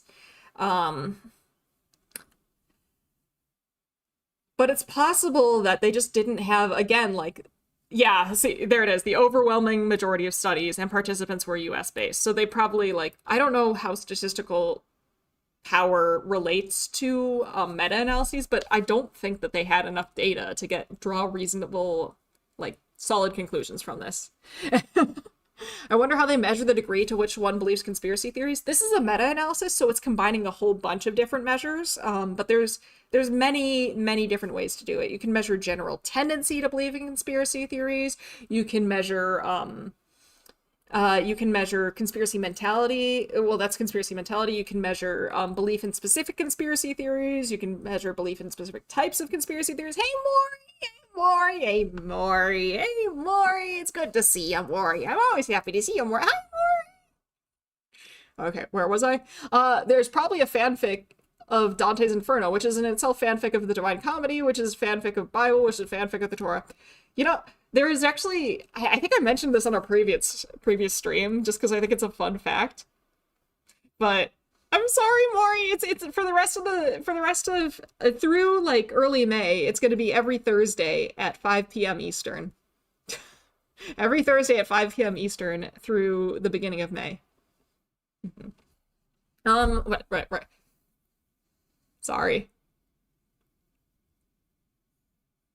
Ty, Eggy, I specifically said I wasn't gonna get a second Dr. Pepper because Maury would get mad at me. Or, well, Maury wouldn't get mad at me, I don't think. I think Maury would scold me. I don't want Maury to scold me. Oh, yeah, no, the fun fact that I was going to share was, that I probably already shared, is that there is, so the Epic of Gilgamesh is is perhaps the first fictional story that was written down, like the earliest written down fictional story that we're aware of. And there's some speculation and perhaps even evidence that one of the tablets that makes up the Epic of Gilgamesh was actually fanfic. There's also some speculation and theory that the Epic of Gilgamesh itself is a self-insert fanfic. written by or commissioned by Gilgamesh. To say that he was buddy-buddy with Enkidu. Which is hilarious. Oh, I sat in class a few weeks ago with the profs, but the whole lecture talking about how good an epic the Divine Comedy is incredible. Yeah, he would do it, right? But yeah, there's speculation that the Epic of Gilgamesh, one of the first written works, like written fictional works, or like the earliest known written fictional work is perhaps fanfic. And then parts of it are fanfic of that perhaps fanfic. The more you know. Anyway, okay. Maury, you didn't say I couldn't get a second Dr. Pepper, Maury. You just made you made an angry face at me. You made a stern face at me, but you didn't say I couldn't. You didn't say I couldn't.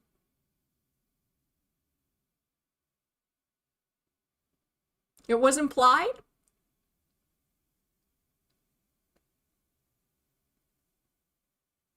But Maury. Anyway, okay, where were we?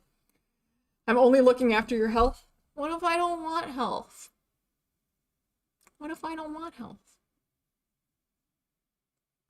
Marlon! There's an easier way to do it. If you want to do it the way the Epic of Gilgamesh was, you can just... I think Z recently did a stream about Akkadian. All you need is like a square piece of wood and a slab of clay, and then you use that to write my stories and my triumphs. You don't need a stone tablet. You can just use a clay tablet. But if you want to be really dedicated and hardcore, you can do stone. I'll bring you buckets of health. Thank you. In general, we conclude that our findings align with other work showing that conspiracy theories are harmful to scientific discourse and policy support. I mean, like, they're correlated with harmful things. But I feel like this sentence implies causation, but maybe I'm getting kind of nitpicky. You not wanting health just makes it more important for someone to look after it. Maury shouldn't have to babysit me, okay? Maury has their own things to worry about. Maury doesn't have to babysit me. I'll be fine. I'll be fine. I'm looking out for my health in my own way. Maury running over with a shulker box full of splash potions of health. My Linden stream was really laggy because our internet cables were oh no. It's true. Freaking Aeon Asir is just out there with the horrible cables of copper. I'm not looking after my health. I gotta look out for Maury. Maury, I would prefer you looked after your own health rather than mine, Maury. Maury, please look after your own health. I will get you. I will get you, Maury. I will look after your own health. Maury. Anyway, classical world literature is just AO3 before AO3, perhaps. I just really like the sweets. I like the sweets too, but you're trying to deprive me of them more. When you're both unwilling to care for yourselves and instead care for each other. This is how it goes. All right, all right. Let's finish this so I can rest. Although some interventions, such as highlighting scientific consensus and psychological inoculations are a really interesting thing. It's essentially vaccines, but for misinformation. We're perpetuating a cycle. It's true. Have shown promise in combating conspiracy beliefs, considering that in many countries, almost a third of the population endorses the belief that climate change is a hoax. Yay. Meme vaccines. That's exactly it, though, Maury. They're like meme vaccines. Future research should urgently evaluate how to counter public belief in climate change conspiracy theories. While this meta-analysis is the first to analyze the consequences of climate change conspiracy beliefs, we note in many cases low evidential value, the need to gather more data, especially from non-weird samples. Hey, I'm gonna do a Socratic thing. Do any of you remember what weird means in this context? What does weird mean, everybody? Yeah, weird was mentioned. What does weird mean? What do they mean when they say we should collect from non-weird samples? Western, yep. The W stands for Western. Educated, yep. Western, educated. What's the I? Western educated something. Western educated industrial. Yep, Torg. Industrial. Hair Day. Yeah, rich. Yes, good job. Good job, all of you. You all did it. Hair Day closed it out. Yes. Western educated, industrialized, rich, democratic. So they're saying, and it is true that the vast majority of research in belief in conspiracy theories, including climate change, has been done in weird samples. So they're saying we need to go both collect more data in general and also collect more data from weird. Yeah, Xenotime, you got it right. You got it right. It means the vibes are off on the people they interviewed. Possibly also. That's also possible. All right, here's their methods. Very short, but that seems like it's probably more likely a journal formatting thing than an author choice. See, I was walking and just listening, didn't realize it was an acronym, right? Because it's such a nice acronym. I do wonder if it was a backronym or if things just serendipitously worked out like that. Anyway, the literature search for this meta-analysis was completed on March 5th, 2022, all in one day, with the help of a prior meta-analysis. Oh, so they looked at something that somebody else had done. Oh, this is something... So this was Biddlestone. That's one of the authors on this paper. So one of the authors on this paper did the prior meta-analysis as well, but it also includes some other people. I don't recognize Green right away. Chikoka, though. I recognize Chikoka. This is Robbie Sutton. And this is Karen Douglas, everybody. Karen Douglas. I hope Karen Douglas never sees me getting really excited about her. That would be weird. Karen Douglas. We do love Karen Douglas in this household. Robbie Sutton is also pretty cool. Robbie Sutton and Karen Douglas do a lot of work together. I hear Biddlestone is awesome. I've seen a lot of work from Chikoka. Seems pretty cool. Anyway, what were we talking about? I think she'd appreciate it. She might. I don't know. I'm scared. Gotta go to robotics. Have fun. Have a good class time. I might get to talk to her one day. Because like I'm in the area of conspiracy belief. Because I'm in the area of conspiracy belief, like I know other people in the area, and one of them has said that they might be able to introduce me to her. Oh my god, okay. Philip Matthews, you are getting... Where is it? Hide user on this channel, you're out. Bye-bye.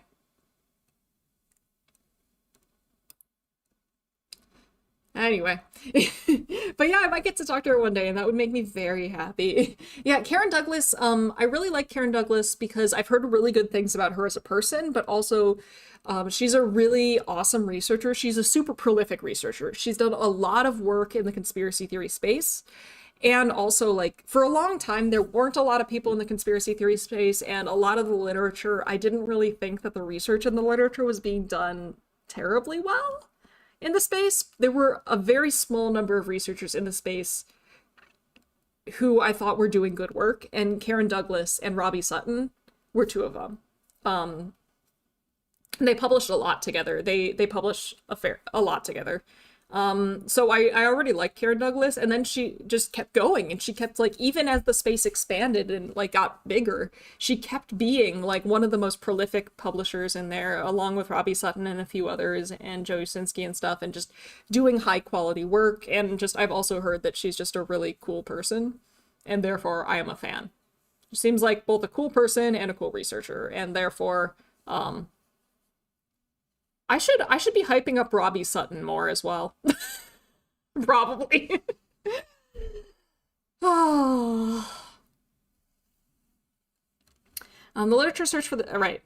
We adhered to the Prisma 2020 guidelines for systematic reviews. This is sort of one set of reviews that you can use for trying to identify relevant literature. It's used for both meta-analyses and just review articles. And the Mars guidelines for meta-analytic reporting. So this is how, were the Mars guidelines what told them to make that graph? If they did it because the Mars guidelines told them to, maybe I'll forgive them. But still, I still have beef with the graph itself. We used Fisher's Z as final standardized meta-analytic effect size and conducted our main analyses with, oh, so maybe it wasn't -1 to +1. I'm not sure what scale Fisher's Z is on, but if it's the same as a Z value that I know, then it's not a bounded scale. So that would have made, yeah, the y-axis on that graph maybe not truncated in a way that makes sense. Oh, I see, Astro. And conducted our main analyses with multiple robust variance estimation RVE models using RoboMeta package and R. So they use R, my favorite way to analyze data. They use R to do this, and they use the RoboMeta package. Packages in R are basically kind of like apps on a phone. They're things you can download. Sorry, Torg. Oh dear. Yeah, let's not get ourselves in trouble. And also, one of the rules, remember, one of the rules is that we don't share opinions about politics in chat. We can talk about politics from an academic perspective in terms of, like, you know, as if we were detached, like aliens observing from afar with no emotional investment. We can talk about politics that way. But other than that, we avoid talking about politics, hopefully. If you catch me off stream sometime, I'm happy to scream about politics, but, like, when I am in a public space, like a Discord server or on stream, I will be very careful. Okay. Bayesian analysis was performed on all variables to determine the probability of each directional hypothesis over the null. So Bayesian stats, I don't know much about them, but one of their advantages over frequentist statistics, which is the main type of statistic. Do you want me to time you out? Astral, I can do that if it legitimizes. Let's see. Put user in timeout. Astral, I'm timing you out for 10 seconds just for that. Okay. Bayesian analysis was performed on all of it. Bayesian analysis allows you, so frequentist statistics cannot do hypothesis tests for the null. And then, but Bayesian statistics are a bit better at dealing with the null hypothesis. No, that one I want to hide.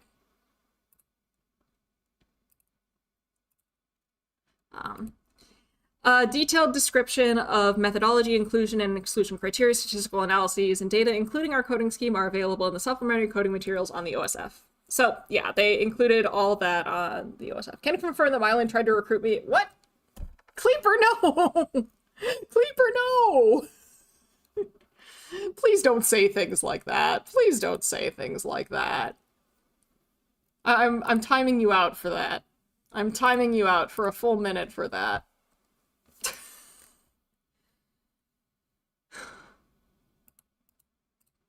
Not one try. Okay, alright. So that's the paper. That's the paper. I think it's interesting. I think they probably were a bit premature on trying to do this. It sounds like they just didn't have enough studies to do this, especially like comparing correlational to experimental studies. They just don't have enough information to do that. Otherwise, I think it was a cool study. I think this was important work. And I'm mad at the graph. That summarizes my thoughts of the study. Maybe a bit too early to do this because there's not enough studies on it yet to do a proper meta-analysis and do what they were accomplishing. It's important. I hate this graph. That's my thoughts. How are we how's everybody else thinking about the paper? What are we thinking? What are we feeling? And yeah, I am going a little mad with power. I'm going a little mad with power. Myelin tyranny, then boss era. It would have made a lot more sense if design parameters were more continuous. I agree. Like, if this was a continuous, if design was a continuous variable, it would make sense. But they operationalize design as correlational or experimental, so it's a nominal, discrete variable. And that's one of my major sources of beef with this graph.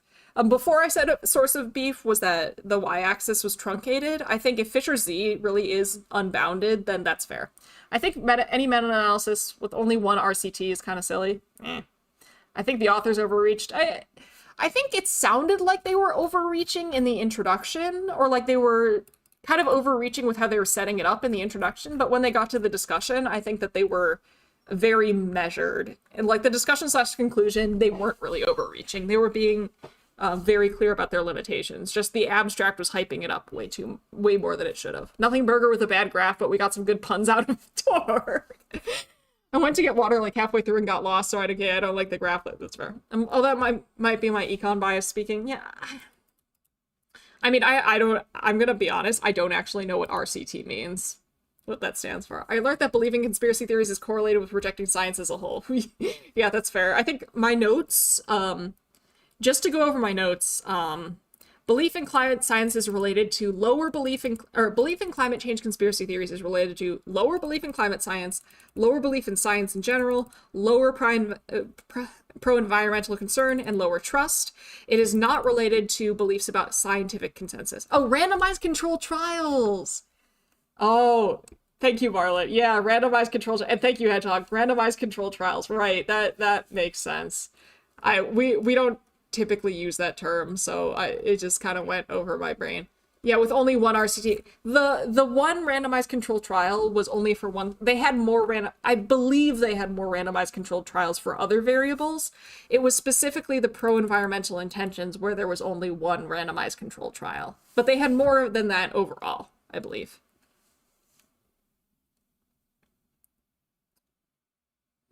And yeah, pro-environmental intentions is negatively related to belief in climate change science, but only in the correlational studies. However, we don't know if that's reliable because this was the one where they only had one experimental design. So that one experimental design could have been a type 2 error. It could have been maybe we just don't have enough data, and so on and so forth. And also belief in conspiracy theories about climate change was also related to less support for environmental policies.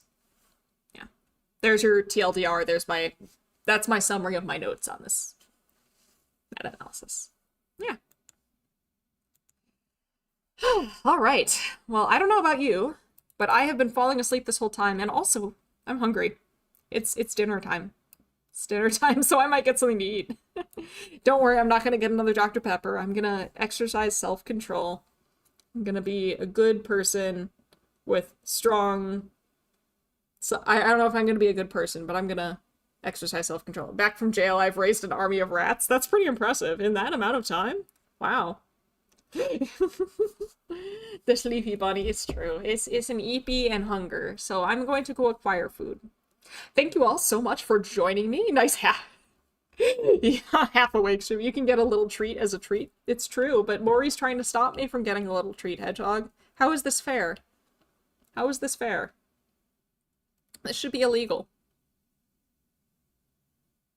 Thanks for the stream. Thank you for coming to the stream. Thank you all so much for coming to the stream. It was lovely having you here.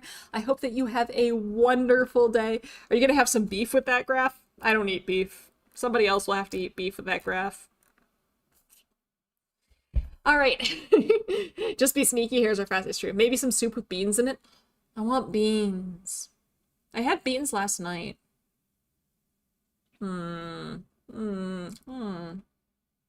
I could make something with beans in it. I do have all the ingredients. Like more of a stew. We'll see. You need to buy those smaller Dr. Pepper bottles so I don't when you want one. So I don't crown one.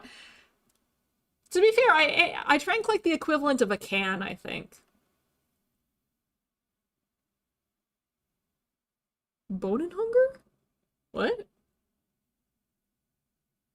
Anyway. All right. Well, everybody take care. Thank you for dropping into stream. And yeah, I'll be back next Thursday with another stream. Bean hunger. Oh, there's a German, of course. Oh, actually, you know what? I don't know if I'm gonna do a stream next Thursday because next Friday I'm having a special guest on the channel. Next Friday, I'm having a special guest on the channel, so I'll keep you posted on whether I do a paper reading stream on Thursday. I might save that for, I might save next week's stream just for the special, yeah, the waifu guy. I don't know how he'd feel if I called him the waifu guy. Yeah, we have a special guest. Is it a second Mylan? It's not a second Mylan. Next week on stream, we are having a researcher on stream. He is going to do a presentation of some of his recent research, and then he'll do a Q&A after. His name is Connor Leschner. We're having Connor Leschner on stream. Connor Leschner will be coming on stream, and I believe that he will be talking about his recent work on parasocial relationships with fictional characters. And then there'll be a Q&A, so all of you can ask him questions. I will ask you to behave. Please be nice to Connor Leschner. Behave yourselves. But yeah, that'll be next Friday. That'll be next Friday. I will make an official proper announcement on social media and stuff. Probably sometime this weekend or next week. But yeah, next Friday. Very exciting. Look forward to it. Yeah. But in English, that's good. If you're playing, I'll be sure to be at my most parasocial Torg, please. You can be parasocial with me, just don't be parasocial with Connor Leschner, okay? Just don't be parasocial with the guest. All right. Okay, take care, everybody. Have a wonderful day. Actually, don't be parasocial with me either. Please don't be parasocial with me. That would make me very uncomfortable. Please don't be parasocial with me. Okay. Anyway, I'm gonna go eat dinner. Have a great day, everyone. Thank you for coming to the stream, and I will see you next week. Bye-bye.